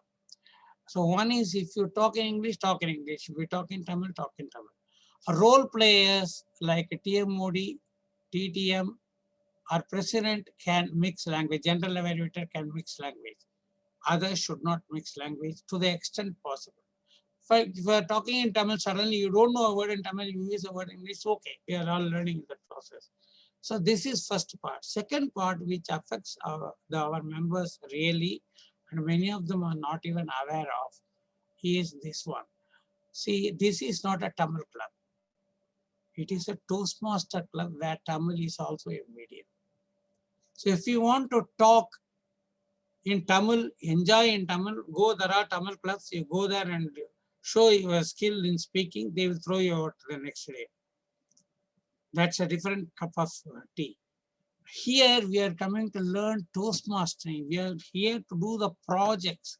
We are here to do the roles. Our learning is mainly from the projects and roles. Our learning is not from the language. So if you want to improve your Tamil, come and give a very good evaluation, a very good speech, a very good TT speech. Most welcome to do that. But don't have a mistaken notion. A lot of people are, I like to hear Tamil, I am coming here. Okay, you come here. But when you are a participant, your concentration should not be in Tamil. I will give you only one example before I wind up. When I give a speech in English, now I talk for 10 minutes. I did not quote Shakespeare, Milton, and Wordsworth 12 times during these 10 minutes. But in most Tamil speeches, most people are doing that. 10 times Thiruvallur, or 3 times Thiruvallur, 1 time Kamba, 1 time Kamba, and 1 time Bharadiyar more often. This is not the way a speech is given in English, right? This is not the way a speech should be given in Tamil also in Toastmasters Club. If you go outside, if you have 20 minutes, you quote yourself to glory and let them people appreciate. Of course, all what I have said are my opinion, but many of these things are based on my long-time observation. Thank you for the time. Back to the team. மிக்க நன்றி தனித்துவம் வாய்ந்த சொல்வேந்தர் அவர்களே. நம்முடைய மன்றத்துக்கு பொதுவாக எல்லா மன்றங்களுக்கும் எப்பொழுதும் தேவையான பாடத்தை தருவதில் தாங்கள் வல்லவர். இன்றும் நாங்கள் அப்படியே உணர்ந்தோம். மிக்க நன்றி. அடுத்து நம்முடைய மதிப்பீட்டு பகுதிக்கு செல்லும் முன்பாக ஒரே ஒரு பகுதியை பற்றி மட்டும் பேச விரும்புகிறேன். இது அறுவை என்பதாக ஒரு நகைச்சுவை உண்டு. இதை கூறாவிட்டால் மற்றவர்கள் கோபித்துக் கொள்வார்கள். இந்த அறுவை நகைச்சுவை என்பது கொஞ்சம் சிரிப்பு வரும், கொஞ்சம் வராது. ஆனால் தொடர்ந்து பேசிக்கொண்டே இருந்தால் விட்டால் போதும் என்பதாக நமக்கு தோன்றிவிடும். இந்த அறுவையாளர்களின் சிறப்பே அவர்கள் ஒரு தடவை சொன்னதை பல முறை பல இடங்களில் பல வருடங்களுக்கு கூட சில சமயம் சொல்லிக்கொண்டே இருப்பார்கள். எப்படி என்றால் இவர்களை பார்த்த உடனே மற்றவர்கள் ஐயையோ இதை சொல்ல போறாரே என்று எதிர்ப்பு ஓடும்படியாக செய்து விடுவார்கள் என்பதுதான் இதனுடைய சிறப்பு.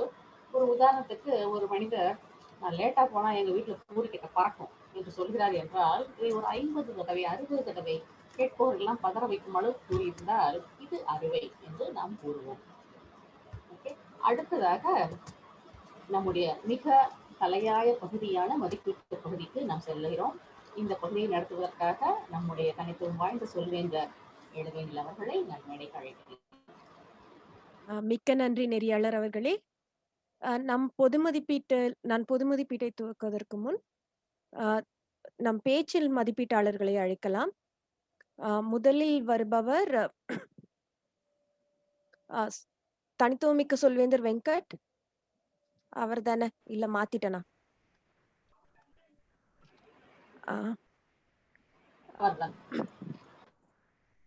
இவர் இப்போது பாஸ்ட் ஏரியா B2 டைரக்டர். இந்த பாத்வேஸ் வழிபாதைகள் என்பதை தமிழாக்கம் செய்யும் குழுவில் இருக்கிறார். இவரிடம் நான் நகைச்சுவையை பற்றி கூறிய போது நம் நேரத்தை குறித்து அவருக்கே தெரிந்திருக்கும் போல் இருக்கிறது. நகைச்சுவைக்கு தேவை சாரம், தேவை இல்லாதது காரம். ஒரே அடியில் முடித்து விட்டார்.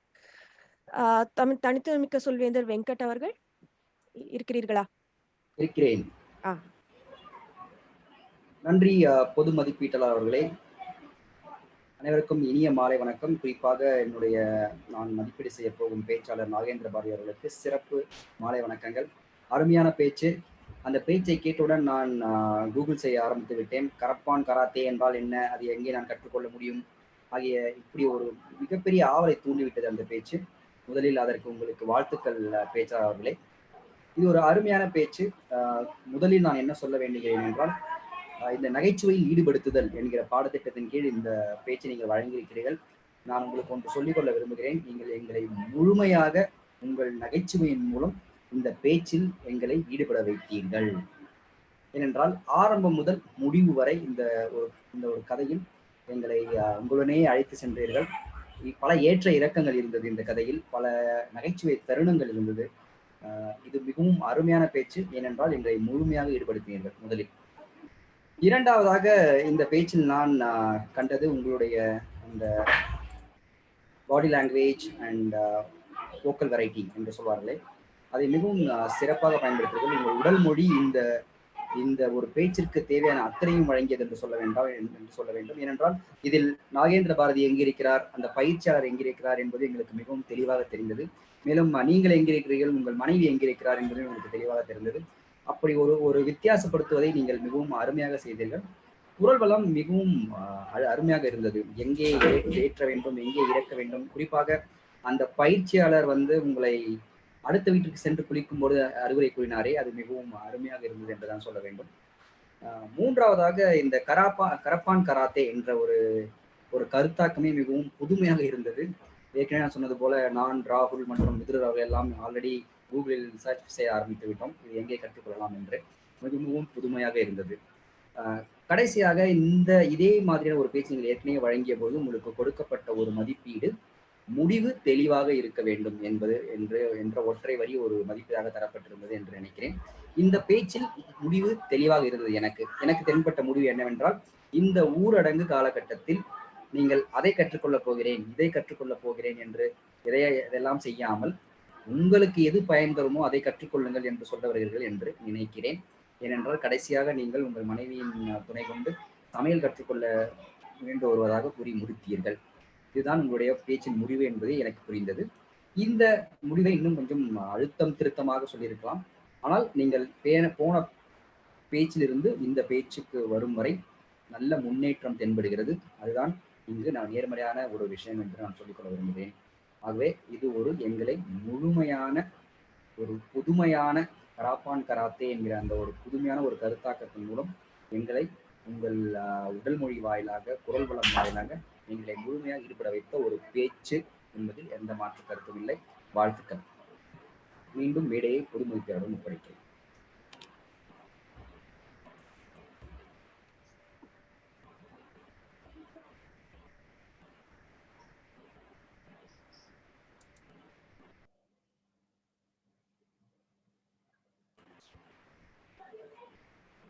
DTM 11, you can take over.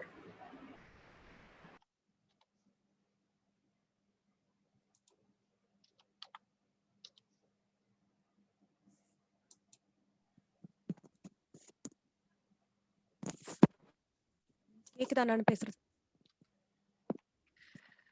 அடுத்து நம் மதிப்பீட்டாளர் சொல்வேந்தர் ஷாலினி. இவர்தான் நம் தமிழுற்று சொல்வேந்தர் மன்றத்தில் நான் சந்தித்த முதல் நபர் சொல்வேந்தர் ஷாலினி. இப்போதுதான் அதற்கு பிறகு இப்போதுதான் நானும் அவரும் ஒரே கூட்டத்தில் இருக்கிறோம். சொல்வேந்தர் ஷாலினி, நீங்கள் உங்கள் உரையை தரலாம்.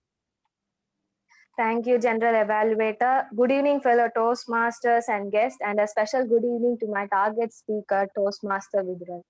Toastmaster Vidral delivered a great speech, that is, Idu Mudivalla Arambam. That is third speech in the level 3. It was a very well organized and well delivered speech.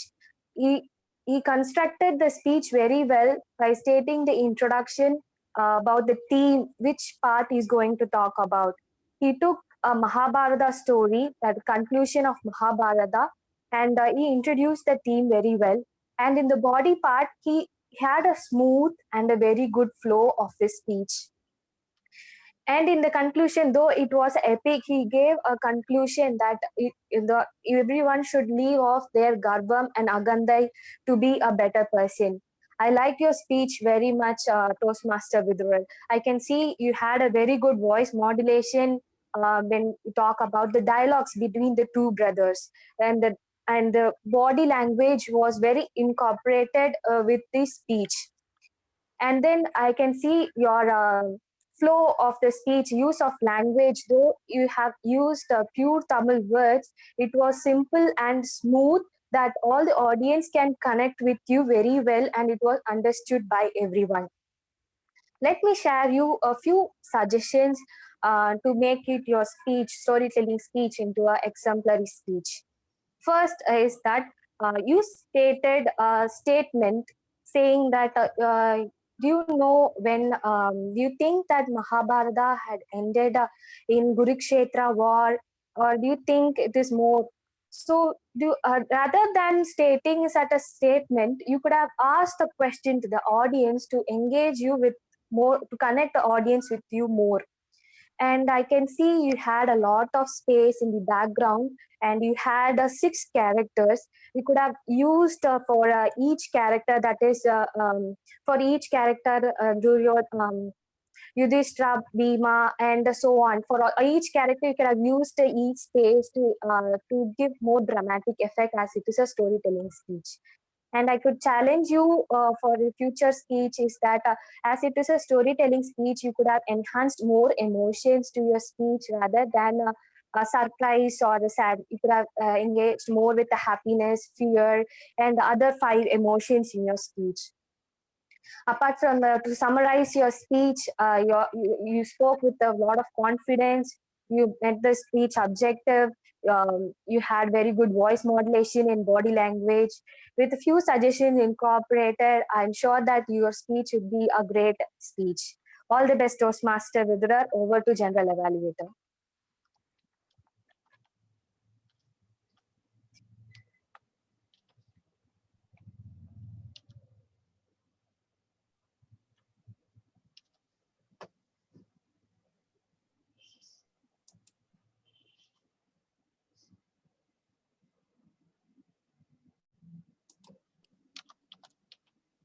Let me call the individual evaluators, and I'm going to request the timer, our counter, and grammarian to take over the roles right after one another instead of waiting for me to come back online. There is some issue with my network, if that's okay with everyone.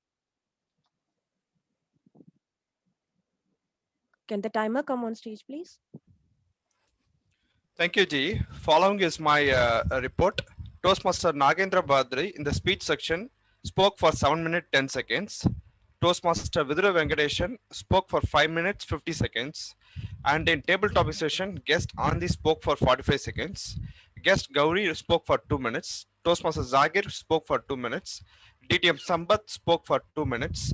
Guest Palanisamy spoke for 2 minutes 10 seconds. In the evaluation section, DTM Venkatakrishnan spoke for 3 minutes 10 seconds. Toastmaster Shalini spoke for 3 minutes 05 seconds. Thank you.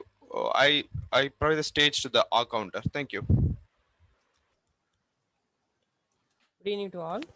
As an counter reporter, today there were no unnecessary pauses regarding prepared speeches and table topics and evaluations. Only the repetition of ums by guest Anandiram and person and evaluations TM Shalini. Thank you. Over to grammarian.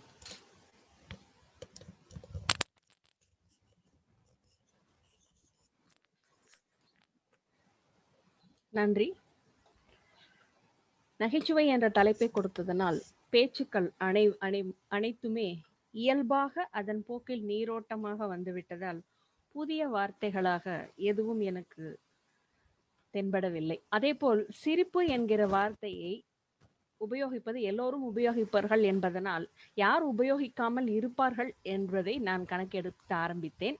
ஆனால் அதிலும் என்னை ஏமாற்றி விட்டார்கள். எல்லோரும் ஒரு முறையாவது அந்த சிரிப்பு என்ற வார்த்தையை உபயோகப்படுத்தி விட்டார்கள். இயல்பாக அதன் போக்கிலேயே இன்றைய பேச்சுக்கள் அனைத்தும் சென்று விட்டன. இருந்தாலும் ஒரு சில வார்த்தைகள் புதிய வார்த்தைகளாக எனக்கு தோன்றியது. தனித்துவம் வாய்ந்த சொல்வேந்தர் அவர்கள் ஏடாக்கூடம் என்கிற வார்த்தையை குறிப்பிட்டார். அது ஒரு நல்ல வார்த்தை, புதியதாக ஒரு புதிய சொல்லாடல். அதேபோல் நெறியாளர், இன்றைய நெறியாளர் கூறியது விகடகவி என்பது அது அனைவருக்கும் தெரிந்திருக்குமா என்று தெரியவில்லை. அதை திருப்பி போட்டாலும் அதே போல் விகடகவி என்று வரும். அது ஒரு புதிய சொல்லாடல். இவை இரண்டும் தான் தனிப்பட்ட முறையில் நான் சொல்ல வேண்டி இருக்கிறது. நன்றி. மீண்டும் பொது மதிப்பீட்டாளர் அவர்களிடம். மிக்க நன்றி தரணி மேம். என்னுடைய உரையை மிகவும் சுருக்கமாக முடித்துக் கொள்கிறேன். அது மிகவும் எளிதானது. ஏனென்றால் இன்று தவறுகள் நடக்கவில்லை யாரிடமும். நெறியாளர் அவர்கள் மிக சிறப்பான பேச்சு, இது தீம் ஆஃப் த மீட்டிங் மிக மிக சிறப்பானது. அதுவும் நீங்கள் நகைச்சுவையில் பல வகைகளை கூறியது மிகவும் நன்றாக இருந்தது. நகைச்சுவை என்று எடுத்துக்கொண்டதால் எல்லோராலும் இயல்பாக பேச முடிந்தது. அது ஒரு முக்கியமான விடயம். இன்று ஏனோ நம் கூட்டத்தின் கதாநாயகன் வடிவேலு ஆகிவிட்டார். அதுவும் இயல்பாக நடந்தது, மிகவும் நன்றாக இருந்தது. திட்டமிட்ட பேச்சுக்களில் நான் குறிப்பெடுத்து வைத்திருந்ததை மதிப்பீட்டாளர்கள் கூறிவிட்டனர். என் டாக் டீமும் எந்த ஒரு சொல் அதிகமாக இல்லை. இன்ட்ரடக்ஷன், ரிப்போர்ட் இரண்டிலும் வேகமாக சென்றது. திடீர் பேச்சு நெறியாளர் ராகுல் ஒருவர் பேச தயாராக இல்லை, எனக்கு இன்னும் கொஞ்சம் நேரம் வேண்டும் என்னும் போது 10 வினாடிகள் என்று சொன்னீர்கள். அது மிகவும் சிறப்பாக இருந்தது. ஏனென்றால் அதிக நேரமும் கடத்தவில்லை, அதே நேரம் அவரால் பேசவும் முடிந்தது. எல்லாமே எல்லாராலும் பேச முடிந்தது. அவ்வாறு இருந்தன. Topics were like that. இந்த கூட்டத்தில் ஒரே ஒரு குறை நான் கூற வேண்டும் என்றால் நேரம். அதுவும் எல்லோரும் அவருடைய வேலையை சிறப்பாக செய்த போது எங்கிருந்து வந்தது இந்த நேர குறைபாடு என்றால் 2 நிமிடம் தாமதமாக ஆரம்பித்தது ஒன்று. மற்றும் நான் குறித்தது, இந்த நெறியாளர் பேசுவதற்கு நேரம் இல்லை, அஜெண்டாவில் நேரம் இல்லை. நெறியாளர் மதிப்பீட்டாளர்களை அழைப்பதற்கு, மதிப்பீட்டாளர்கள் அந்த ஸ்பீச் ஆப்ஜெக்டிவ்ஸை தருவதற்கு அஜெண்டாவில் நேரம் இல்லை. அதற்கு நாம் கொஞ்சம் நேரம் அதிகப்படுத்தலாம். அதே நேரம் ஒவ்வொரு கூட்டத்திலும் இந்த தீம் கொஞ்சம் அதிக நேரம் எடுக்கிறது, எல்லாரிடம் கொஞ்ச நேரம் அதிகமாக ஆகிறது. We can include that in the agenda instead of cutting it short. இவை தவிர என்னிடம் கூற எதுவும் இல்லை. ஓவர் டு நம் நெறியாளர் குந்தவை மேம். மிக்க நன்றி தனித்துவம் வாய்ந்த சொல்வேந்தர் இளவேனில் அவர்களே. மிக தெளிவான ஒரு அறிக்கையை அளித்தீர்கள். தங்களுக்கும் தங்கள் குழுவுக்கும் மனமார்ந்த நன்றி. நான் ஒருவேளை என்னால் நெறியாளரால் ஒரு கொஞ்சம் நேரம் அதிகப்பட்டிருக்குமானால் அதை நீங்கள் சேமித்து திரும்ப கொடுத்து விட்டீர்கள். மிக்க நன்றி. என்னுடைய உரையை இன்று முடித்துக் கொள்ள விரும்புகிறேன். இங்கே அதற்கு முன்னதாக ஒரு சிறு கேள்வி, ஒரு குழந்தைத்தனமான ஒரு கேள்வி என்று கூறலாம். இந்த மாதிரியான ஒரு நகைச்சுவை முதலில் நான் எதிர்கொண்ட போது இப்படியெல்லாமா யோசிப்பார்கள் என்று யோசித்தேன். எனவே உங்களிடம் கேட்கின்றேன். தெரிந்திருக்கலாம், ஒரு யானை ஊசி வழியே போகாமல் இருக்க என்ன செய்ய வேண்டும்?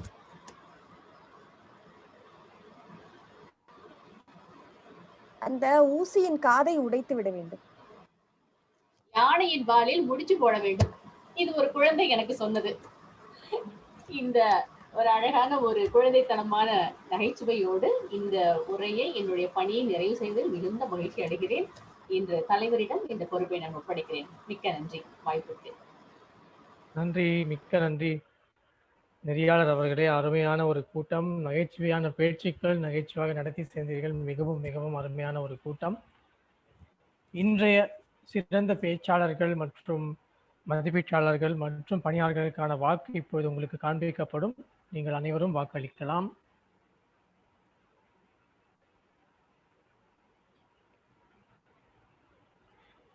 உங்களுக்கு இப்போது காண்பிக்கப்படும். தயவு செய்து அனைவரும் வாக்களிக்குமாறு கேட்டுக்கொள்கிறேன். நீங்கள் வாக்களிக்கும் நேரத்தில் இன்றைய விருந்தினர்களிடம் அவர்களுடைய பின்னூட்டத்தை கேட்கலாம். முதலாவதாக திருமதி Anandhi Raman, a short feedback about the meeting.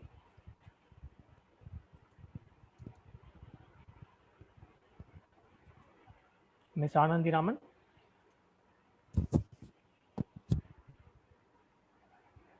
இன்னைக்கு டாபிக்ல எனக்கு ரொம்ப பிடிச்சிருந்தது வந்து அந்த கரப்பான் கராத்தேங்கிற டாபிக். ரொம்ப அழகான ஒரு ஸ்பீச். அவரோட ஸ்டார்டிங்ல இருந்து எண்டிங் வரைக்கும் அவர் கொண்டு போன விதம் எனக்கு ரொம்ப பிடிச்சிருந்துச்சு சார்.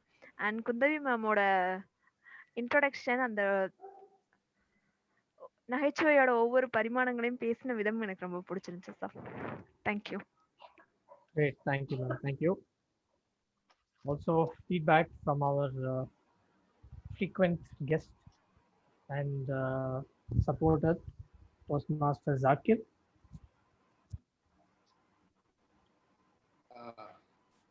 இன்றைய நிகழ்ச்சி கொஞ்சம் புதியதாக இருந்தது. அதிகமான நகைச்சுவை பற்றி பேசிக் கொண்டிருந்தோம். வைகை புயலை பற்றி சில விஷயங்கள், மிகவும் தெரியாத மிகவும் பழமையான நகைச்சுவைகள் எல்லாம் திருமதி குந்தவி அம்மையார் உரைத்தது மிகவும் நன்றாக இருந்தது. அதையும் விட இன்றைக்கு நான் கற்றுக்கொண்டது, கல்வி இதில் ஐயா சம்பத் சௌரிராஜன் கூறியது போல, நாம் தமிழை பேச முயற்சிக்காமல், ஆங்கிலத்தை பேச முயற்சிக்காமல், இதை ஒரு டோஸ்ட் மாஸ்டர் சொல்வேந்திர மன்றமாக பயன்படுத்தி கொள்ள வேண்டும் என்பதே மிகவும் உண்மை என்பதை நான் உணர்ந்து கொண்டேன். நன்றி. நன்றி சொல்வேந்திர Zakir. Any feedback from our members?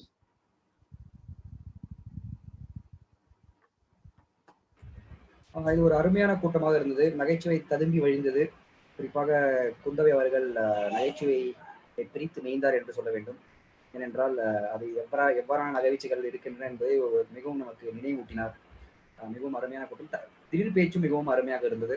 நல்ல தலைப்புகள், எல்லோரும் உடனடியாக எடுத்து பேசக்கூடிய தலைப்புகளாக இருந்தது. ஒரே ஒரு குறை, இன்று நிறைய பங்கேற்பாளர்கள் இருந்திருக்கலாம். இருந்தாலும் இப்போது மழை பெய்து கொண்டிருப்பதால் நிறைய power cut and internet connectivity challenges நிறைய இருக்கிறதுனால இருந்திருக்கலாம். அடுத்த வாரம் நாம் அதை நிறைவு செய்ய வேண்டும். நன்றி சொல்வேந்தர் வெங்கட். நம்முடைய மன்ற உறுப்பினர்களிடம் ஒரு வேண்டுகோள். சொல்வேந்தர் பிரம்மகுமார் அவர்கள் Middle East Toastmasters clubs எல்லாம் சேர்ந்து ஒரு பேச்சு போட்டி நடத்துறாங்க. அதற்கு வந்து நீதிபதிகள் தேவை என்று கூறினார். இது அக்டோபர் 30 மாலை 5 மணிக்கு நடக்க போகிறது. அதனால் உங்கள் யாருக்காவது விருப்பம் இருந்தால் என்னிடம் கூறலாம், அல்லது நேர் வழியாக திரு பிரம்மகுமாரிடம் நீங்கள் கூறலாம். அவர்தான் அந்த நிகழ்ச்சிக்கு வந்து தலைமை நீதிபதியாக இருக்கிறார். சரி, இன்றைய கல்வி தலைவர் இன்று இல்லை, அதனால் அவருக்காக நான் கேட்டுக்கொள்கிறேன். அடுத்த வார கூட்டத்திற்காக நம்முடைய உறுப்பினர்களுக்கு பேச்சு கொடுக்க வேண்டும் என்றால் அவரிடம் நீங்கள் கூறலாம். இன்னொன்று, நம்முடைய மன்றத்தின் ஆசான் திரு சம்பத் சௌரிராஜன் கூறியது போல், உங்களுடைய ஆசான் யாரோ அவரிடம் நன்றாக கேட்டுக்கொண்டு உங்களுடைய அந்த பேச்சுக்களை நன்றாக தயார் செய்துங்கள். அதே போன்று நீங்கள் எந்த ஒரு பணி செய்தாலும் அதற்கும் நீங்கள் உங்களுடைய ஆசான்களிடம் கேட்டுக்கொள்ளலாம், எவ்வாறு நாங்கள் நன்றாக செய்ய முடியும் என்று. நம் மன்றத்தில் எத்தனை பேர் இதை செய்தீர்கள் என்று தெரியவில்லை. திரு சம்பத் சௌரியராஜன் அவர்கள் நம்மிடம் ஒரு கேள்விகளை கொடுத்து கேட்டார், இப்பொழுது நாம் எவ்வாறு நாம் செய்கிறோம் என்று. அதில் நான் பதில் கொடுத்து விட்டேன். உங்களில் எத்தனை பேர் கொடுத்தீர்கள் என்று தெரியவில்லை. நீங்கள் இதில் சில பேர் கொடுக்கவில்லை. எல்லாரும் நிறைய பேர் கொடுத்துட்டாங்க, மோர் தென் 50%. பட் இன்னும் சிலது பாக்கி. ஓகே, அதனால எல்லாரும் கொடுக்கணும். ஏன்னா என்னை பொறுத்தவரையில் ஒரு நல்ல வாய்ப்பு, நம்முடைய இந்த சொல்வேந்தர் மன்றத்தில் நம்மளுக்கு வந்து ஒரு மென்டார் மென்டி ரிலேஷன்ஷிப் ரொம்பவும் முக்கியம். அதை தவிர அதற்கும் மேலாக வேற எங்கேயுமே இந்த மாதிரி ஒரு உறவு இல்லை. நாம் வந்து நன்றாக கற்றுக்கொள்வதற்கு ஒரு உறவு இல்லை. அதனால் நாம் நன்றாக இதை பயன்படுத்த வேண்டும் என்று கூறுகிறேன். இப்பொழுது நாம் இன்றைய வெற்றியாளர்களின் பட்டியல்களை நாம் பார்க்கலாம். ஒரே நிமிடம்.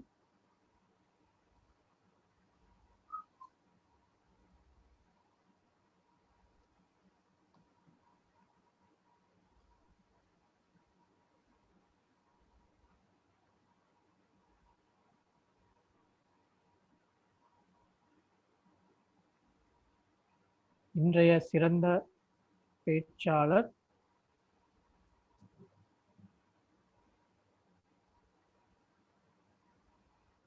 நம்முடைய கராத்தே மாஸ்டர் திரு நாகேந்திர பாரதி, வாழ்த்துக்கள். சிறந்த திடீர் பேச்சாளர் திரு ஜாகிர் ஹுசைன், வாழ்த்துக்கள். சிறந்த மதிப்பீட்டாளர் சொல்வேந்தர் தனித்துவம் வாய்ந்த சொல்வேந்தர் வெங்கடகிருஷ்ணன் மற்றும் இன்றைய நெறியாளர் தான் இன்றைய சிறந்த பணியாளர். நகைச்சுவையான ஒரு கூட்டத்தை நன்றாக நடத்தி சென்றதற்கு நன்றி. இத்தோடு இன்றைய கூட்டம் நிறைவடைகிறது. அடுத்த வாரம் சந்திப்போம். மாலை வணக்கம். நன்றி.